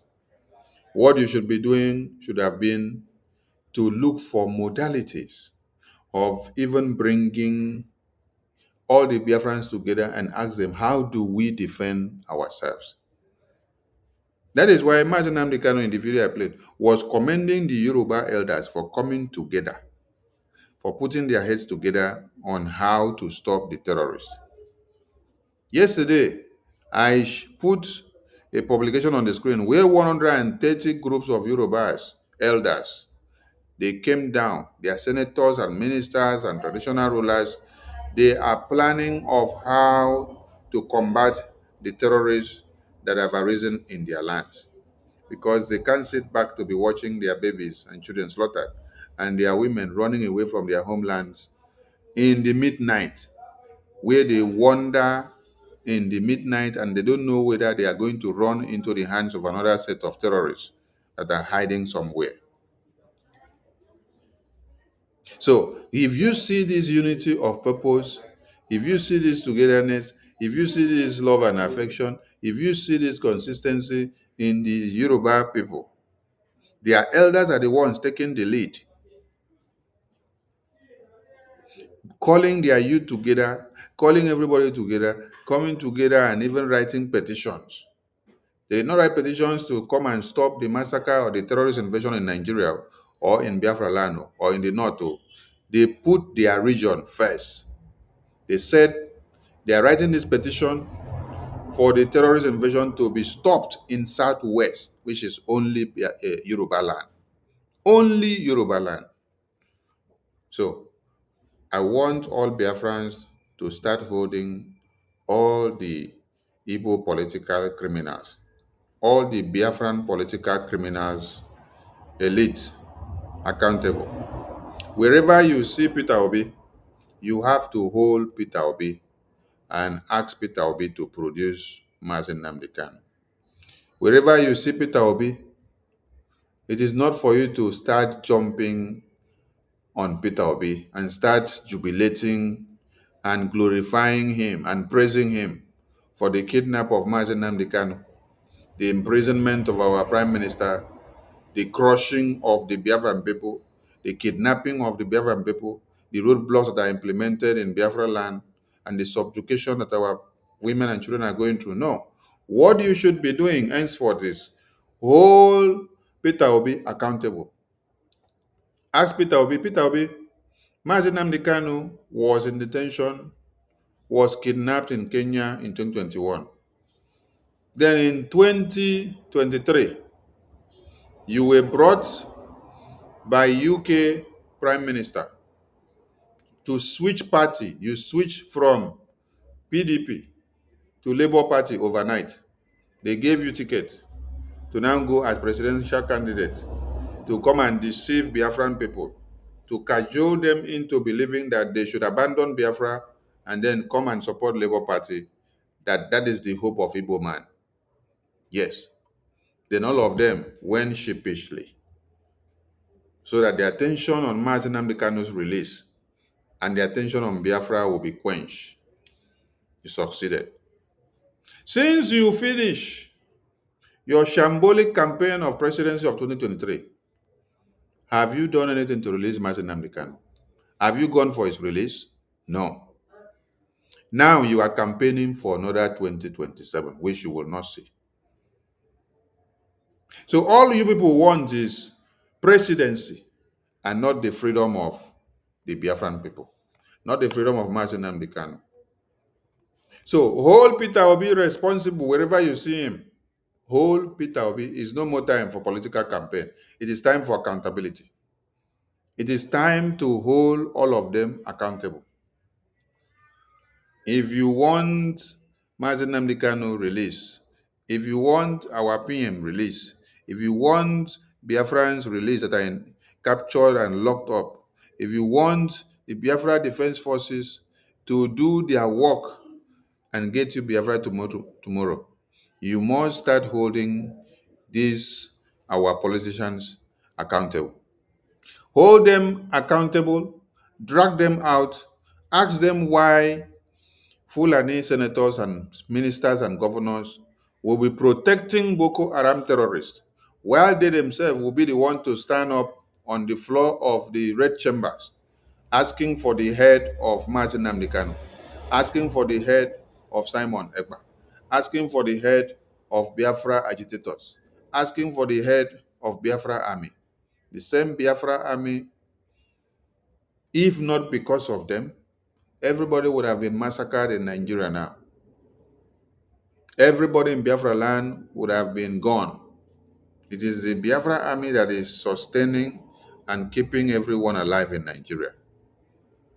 They are the one pushing and sustaining that rock of the terrorism that is falling on the Christian churches. It is Biafra Defense Forces that is holding and sustaining it from not falling on the Christian churches. By the time you remove the Biafra Defense Forces, that rock of the terrorists will fall on the Christian churches once and for all, and the entire Christendom will be quashed to pieces, and you will not see anybody again. Hold these politicians accountable, because a Fulani man, a Yoruba man, a Tifi man, an Hausa man did not stand up in the red chambers calling for Biafra to be stopped. No, he is a Biafran that called for Biafra to be stopped. Godswill Akpabio is a Biafran. You heard him from the video I just played. He was challenging the 5 Igbo governors why they must be bowing down to Biafra sit at home. That when they bow down, that means they have ceded. That means they have yielded to Biafra. And he himself knows that he himself was also yielding, because as the Senate President of Nigeria, he dare not visit Biafra land on the day of sit at home. He observed that same sit at home. So he was also yielding to Biafra. But he was admonishing the governors to step up their game, that they are not doing much, that is very shameful, that they happens to be the chief securities of their state, and then him cannot come from Abuja to Biafra land on a Monday because the governors are not doing their work. Because on those days, Biafra land is shut down. You dare not move to anywhere. You must hold all these senators, ministers, and governors accountable if you want to see our leaders released. Mr. President, the Senate is worried that if the activities of Simon Ekpa, who is issuing the illegal sit-at-home order, is not checked, he may succeed in corrupting the minds of Nigerian youths and turning them against the government of Nigeria. Accordingly, the Senate resolved to condemn the sit-at-home in totality, as well as the nefarious activities of Simon Ekpa, who is the gang leader.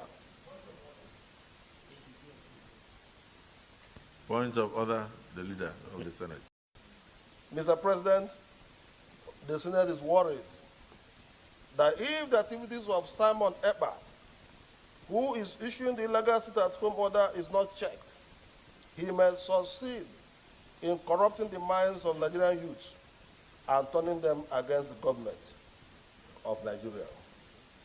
Accordingly, the Senate resolved to condemn the sit-at-home in totality, as well as the nefarious activities of Simon Ekpa. If this is the kind of distraction and corruption of minds of the Nigerian youth that we have been doing and we have to do to save the lives of the Nigerian youth, then we will do more and more and more of it. Yes, because the campaign we have been doing is actually working. Yes, we have been able to open the minds of the Nigerian youth in another way that they are saying we are condemning. No, we are not condemning. We are not corrupting. We are actually opening their minds. We have opened their minds, and then they see the reality. And today of Nigeria at 65, they are actually exemplifying the reality, and the reality is playing out.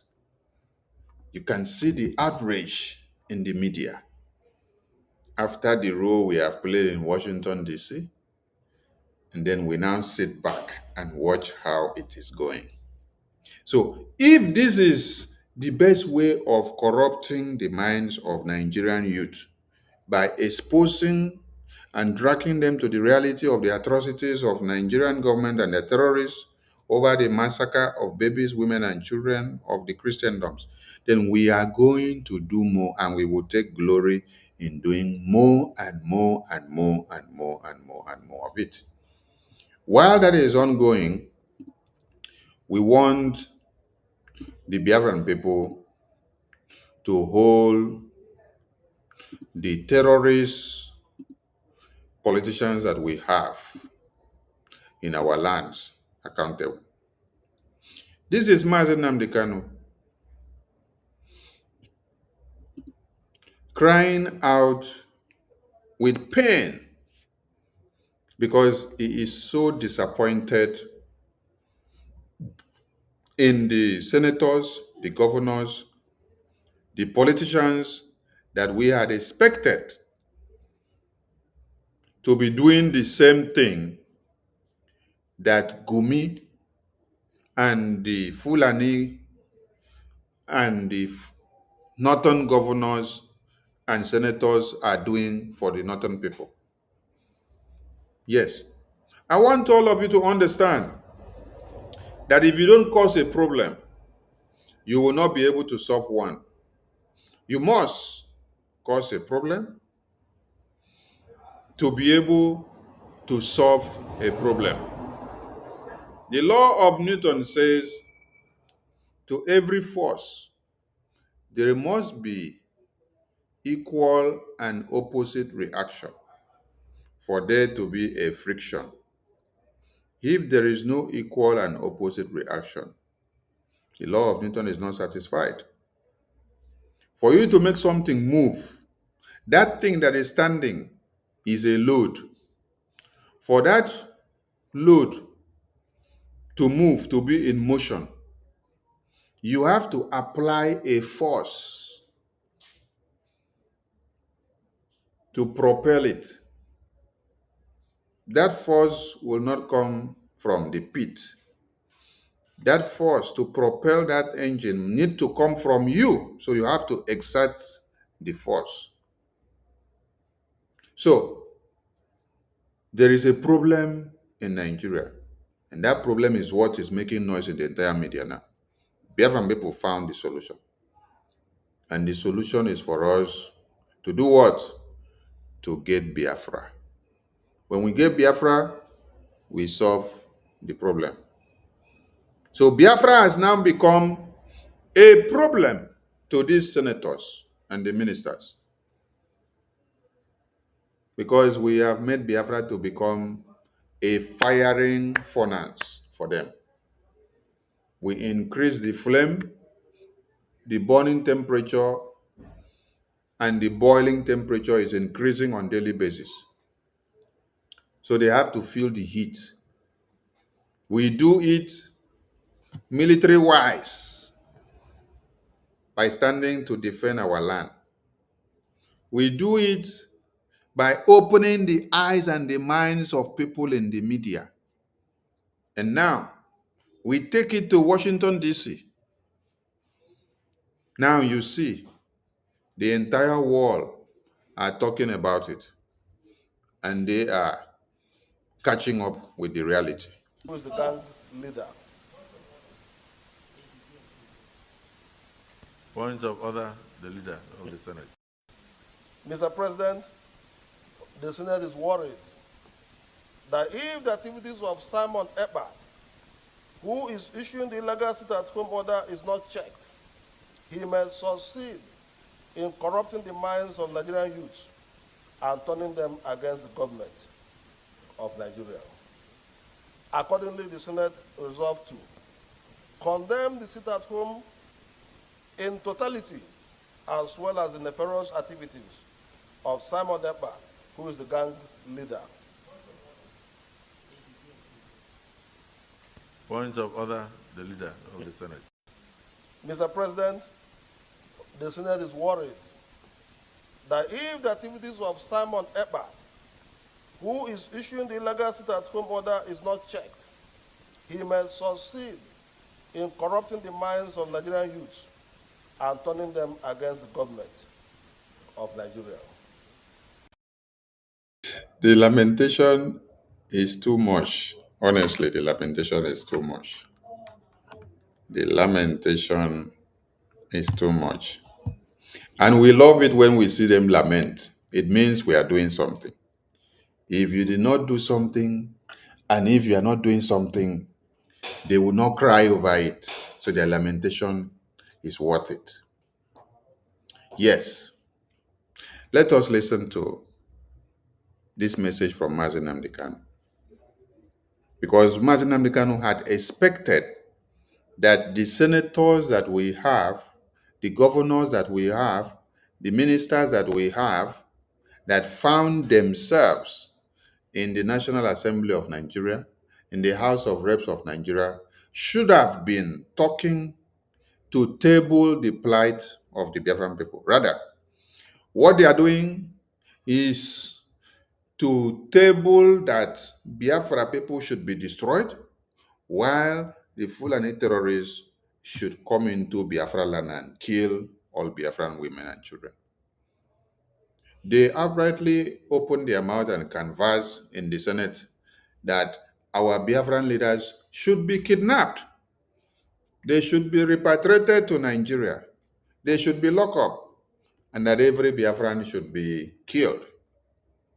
They stood up, these criminal politicians that we have in Biafra land, all of them in all the extracts, they stood up together to unanimously agree on proscribing the name indigenous persons of Biafra. The indigenous persons of Biafra that you say you're proscribing, you yourself, you are indigenous person of Biafra. And you stand in the Senate and say you are proscribing yourself.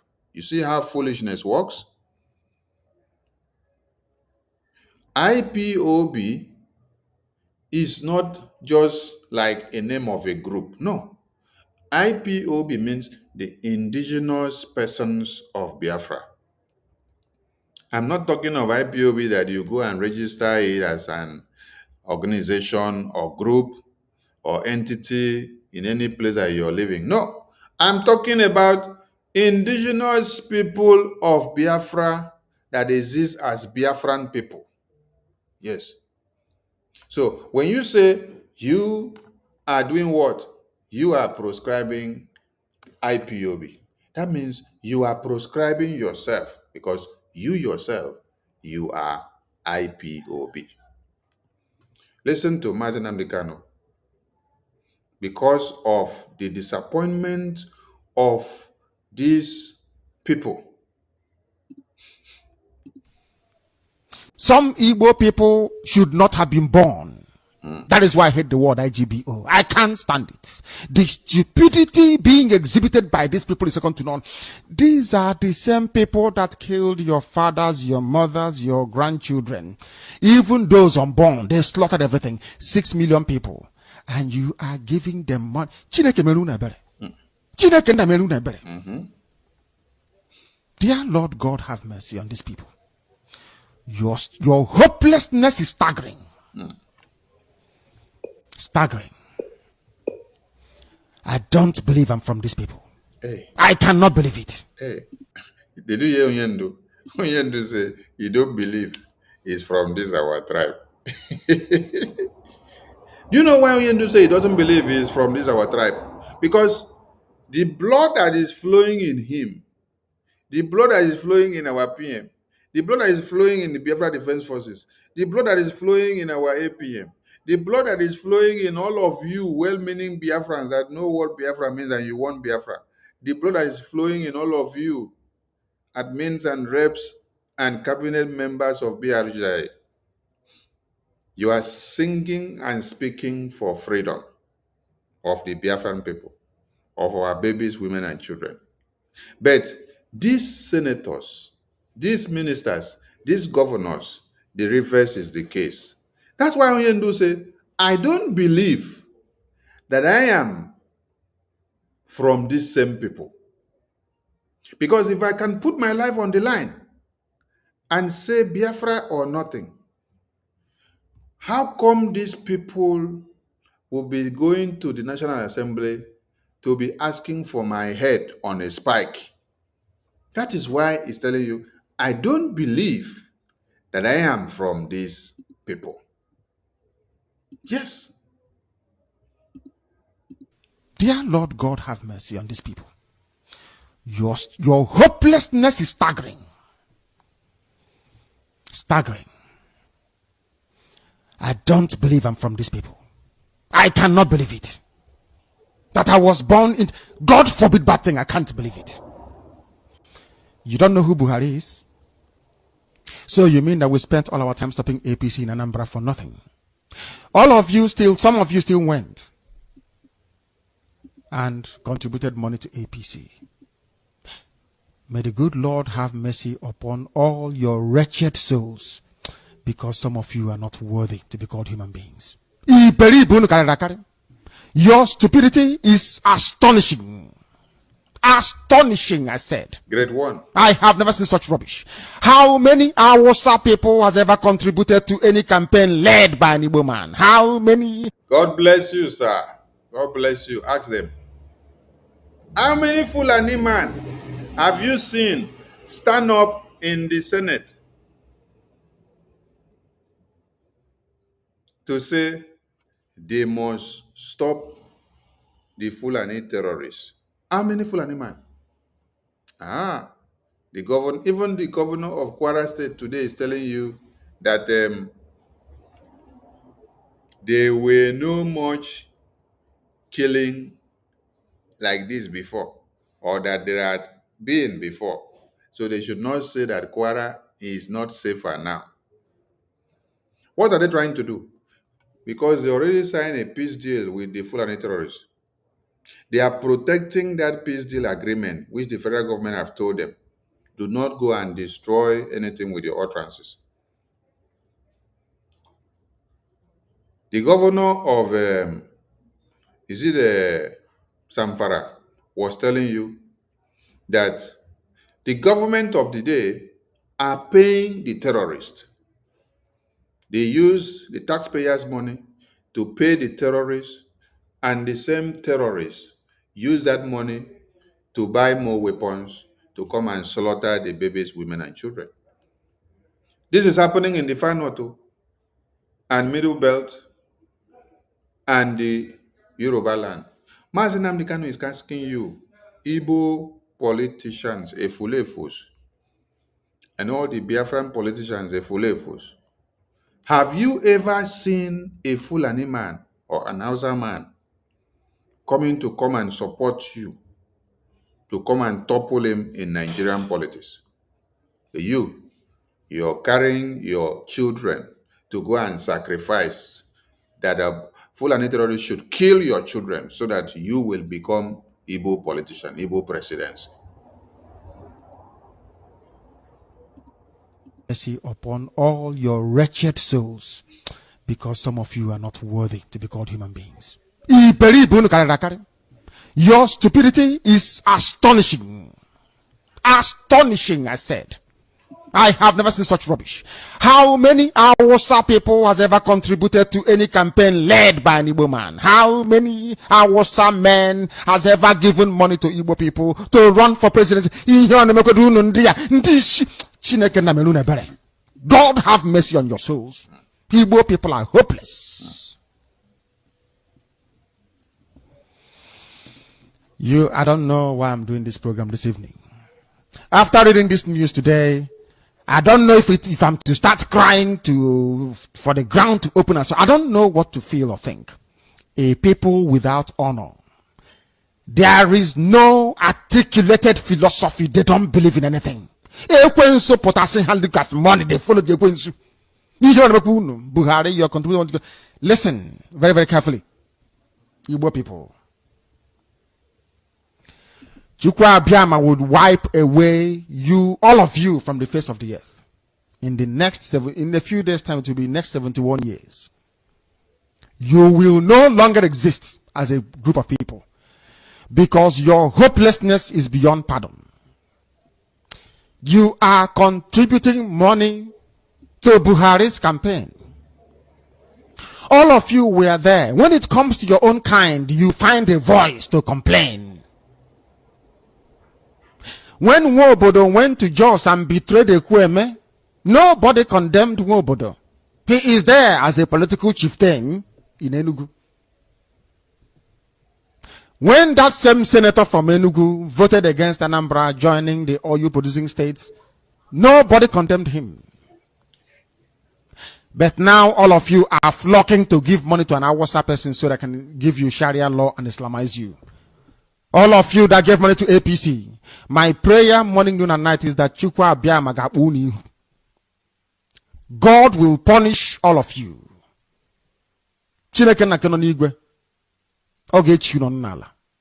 Because you are evil. 6 million people dead, it doesn't touch you. In the zoo where we are in today, we are scattered all over the place. When they want, they can burn our shops. Have you been to our villages, those of you back home during Christmas? How many decent buildings can you see in your village? What is working in your village? Instead of us to come together and say, how do we get Biafra and get away from this rubbish? You are giving money to a Muslim man, an extremist, a fanatic, a jihadist for that matter. Instead of them to come together and say, how do we get Biafra? What they rather do is, how do we stop Simon Ekpa? How do we stop Nnamdi Kanu? How do we stop the Biafra army? How do we stop General Gento? That is the message. And while they are planning all this, what is the Fulani terrorists doing? The Fulani terrorists are doing this. They are marching up against any attack on the terrorists that they have groomed. The vice president, they groomed the terrorists that is working in Nigeria today. So while the Efulefu politicians that we have are looking for our head to cut off, and looking for the head of Nnamdi Kanu to cut off, and looking for the head of Simon Ekpa to cut off, the Efulefu politicians are there dancing, while the vice president of Nigeria, a senator of the North, is daring you and say, to hell with you if you try to crush the terrorists in the North. If you dare try to crush the terrorists in the North, to hell with you. That is what is happening. So when you hear Nnamdi Kanu cry and say, instead of all of you to come together and say, how do we make this Biafra to come? No, they will not do that one. What they rather do is, they are looking for a way of making sure they kill Simon Ekpa. They are putting bounty on his head.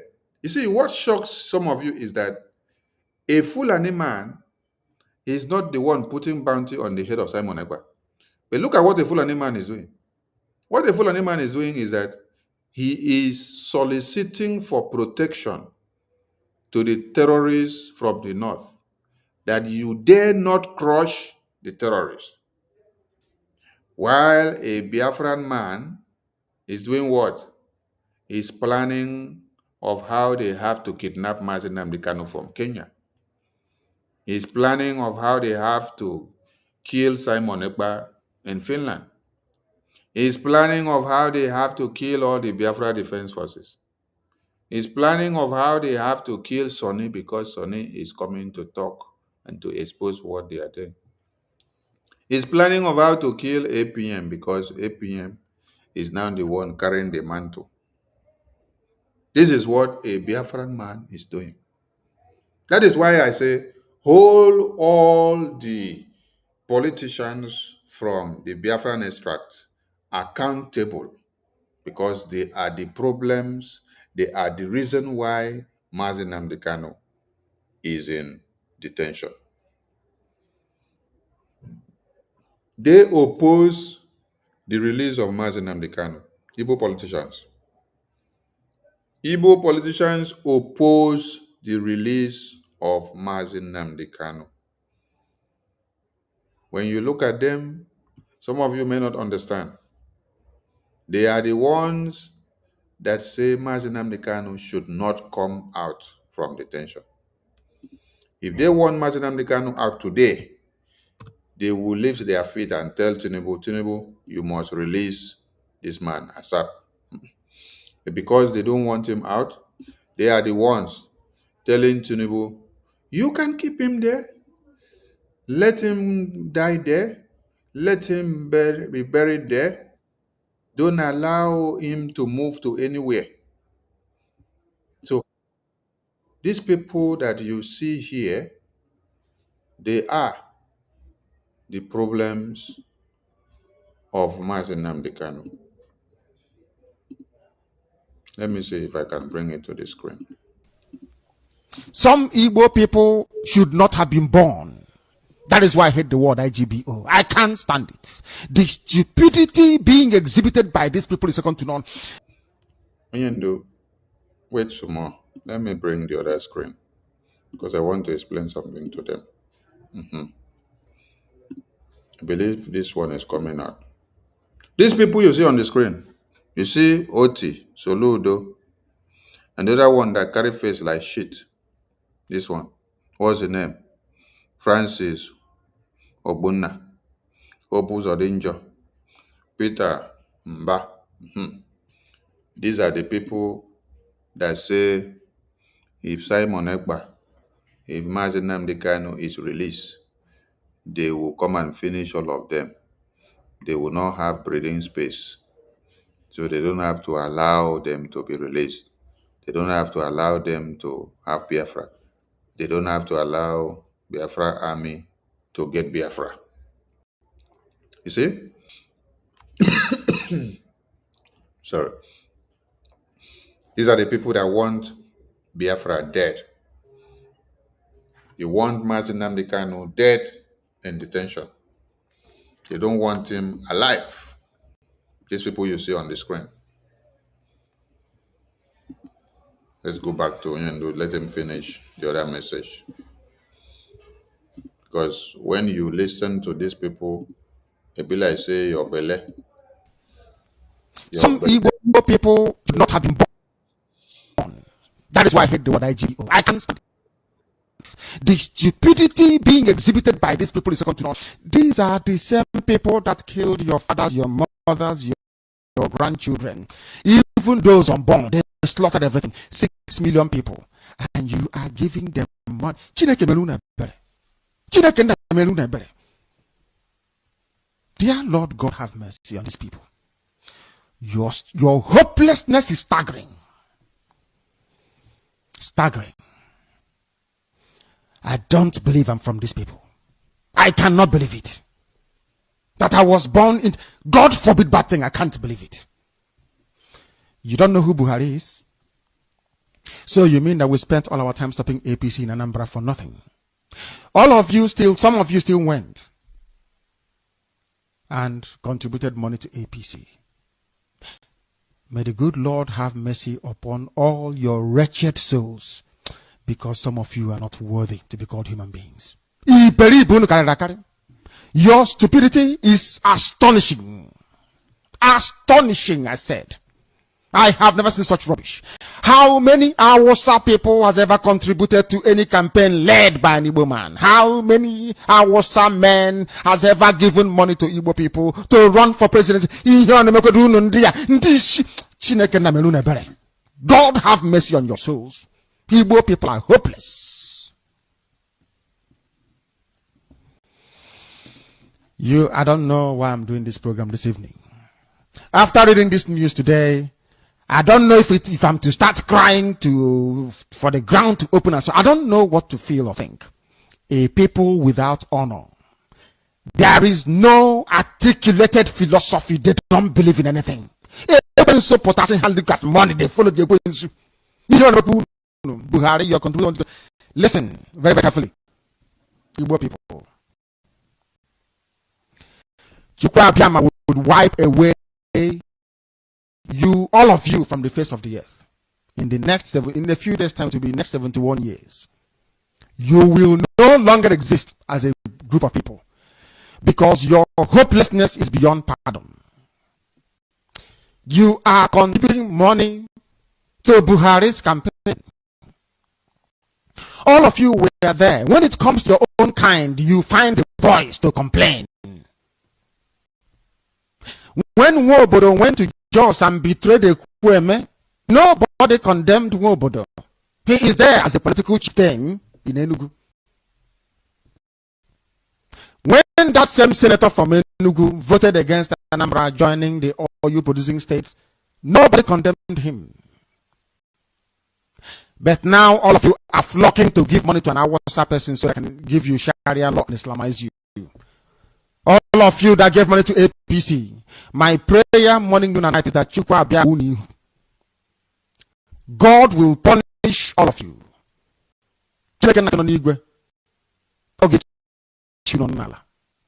Because you are evil.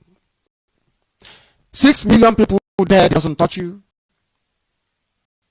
In the zoo where we are in today, we are scattered all over the place. When they want, they can burn our shops. Have you been to our villages? Those of you back home during Christmas, how many decent buildings can you see in your village? What is working in your village? Instead of us to come together and say, how do we get Biafra and get away from this rubbish? You are giving money to a Muslim man, an extremist, a fanatic, a jihadist for that matter, that Islam can come. You have no shame. Where are the gossipers? Extraordinary. Maybe some of you left the Biafran struggle in China and in Japan, maybe to go and follow APC. Ebe Gode. You will all rot in hell, all of you. Hey, Yendo, when he's talking, his messages are like what he said yesterday is happening now.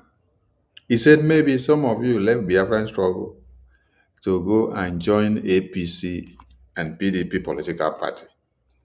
And that is what just happened. Many of them now, they left Biafra struggle to go and join APC and PDP political party and then be fighting Biafra now.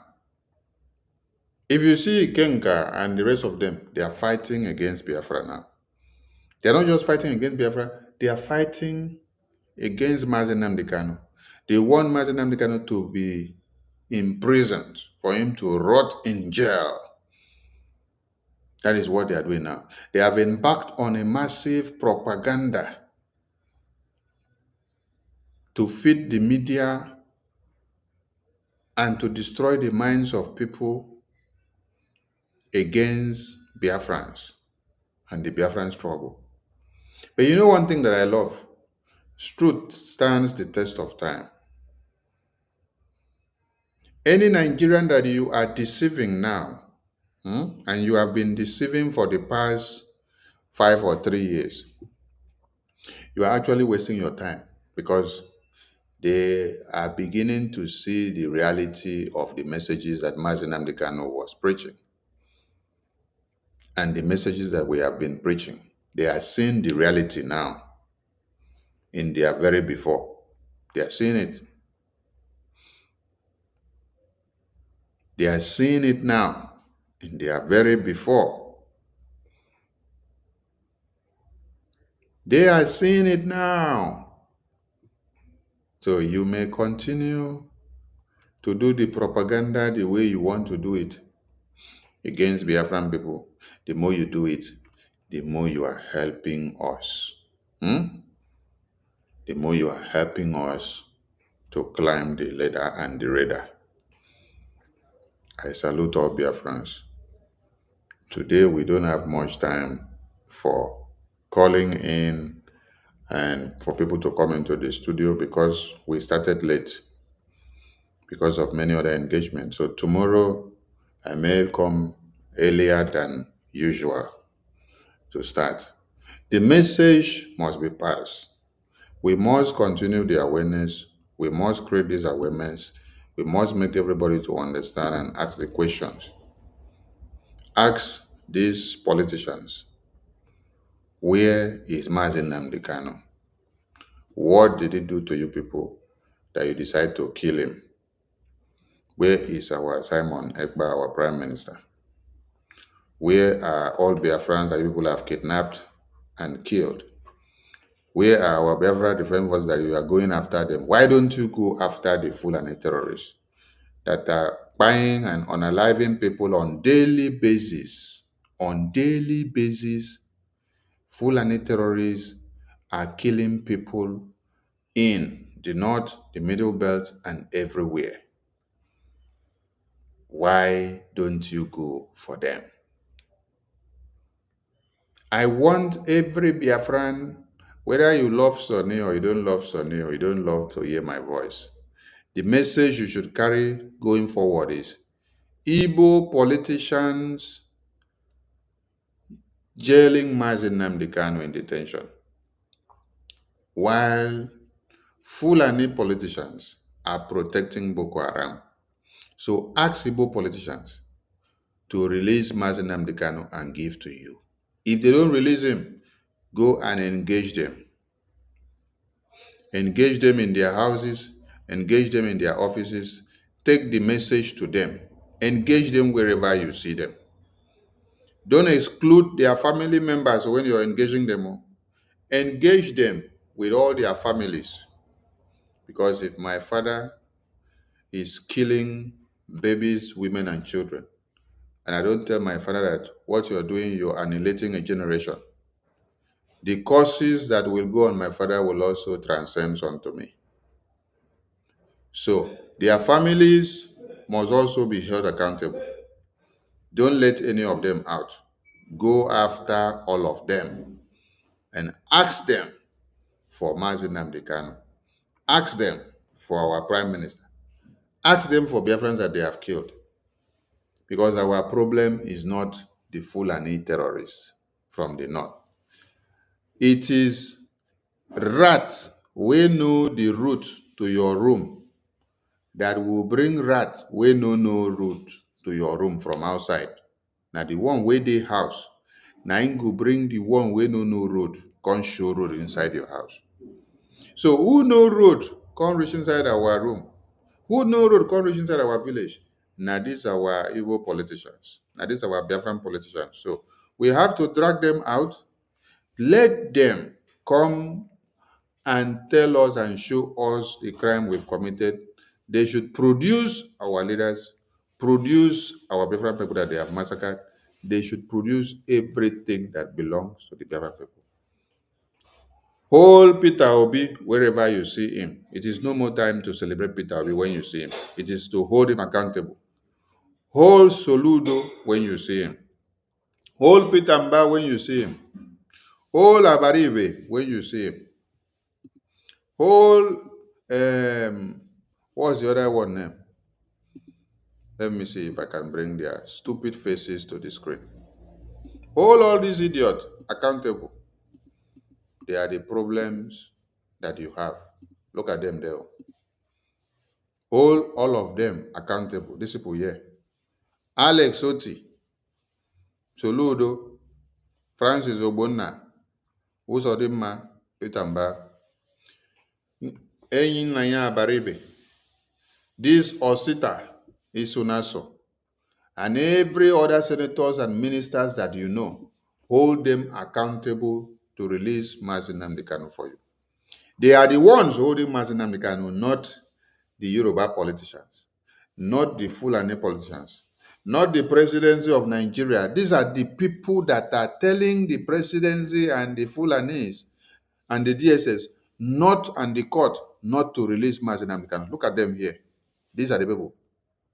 The other day we saw Alex Oti coming to do town hall meeting, and then he was telling them, hey, the case of Nnamdi Kanu, we are not overlooking it. We are working on it. The discussion and the arrangement we are doing, we don't need to make it public so that it will not sabotage the process.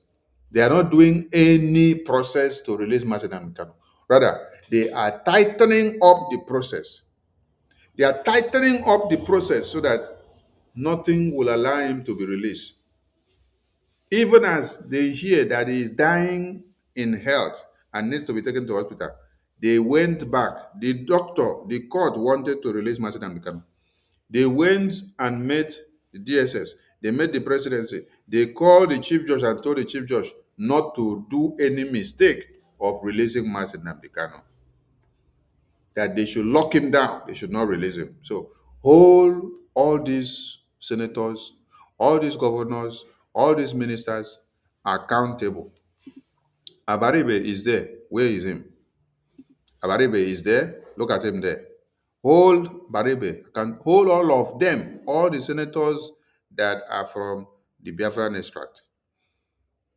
Because there is no senator from Yoruba land that is pressing his leg that Sunday Igbo should be massacred because of Oduduwa nation. There is no Fulani terrorist that is pressing his leg that the Fulani terrorists should be massacred. No, rather they are advocating that you should not touch them. This is what the vice president of Nigeria is telling you, that you should not try to crush the terrorists. But while our own senators, our own politicians are telling you that you have to kill Nnamdi Kanu, you have to not allow him to go for medical attention, that he must die in detention. So hold all these terrorists, politicians that we have, accountable.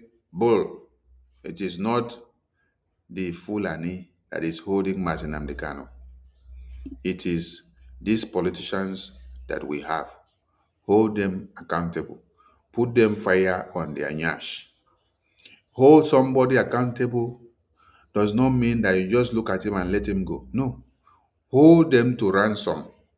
Surround them, hold them to ransom. Hold them with their belongings and their families. Hold them accountable and ask them to produce Nnamdi Kanu, or you show them pepper. They must produce Nnamdi Kanu. They must release him. When you hold them accountable, you will see that they will release. All of you that are talking in the media with this same campaign of Igbo politicians jailing Nnamdi Kanu, please continue the campaign.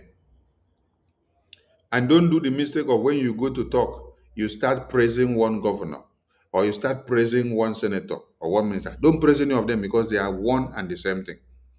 Lash it out on them, raw and undiluted.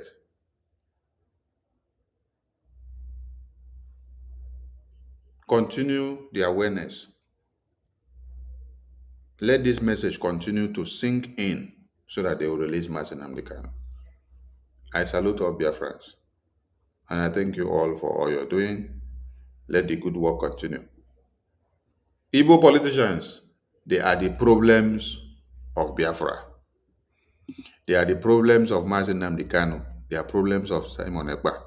They are the problems of Biafran people. They are the ones going after Biafra Defense Forces.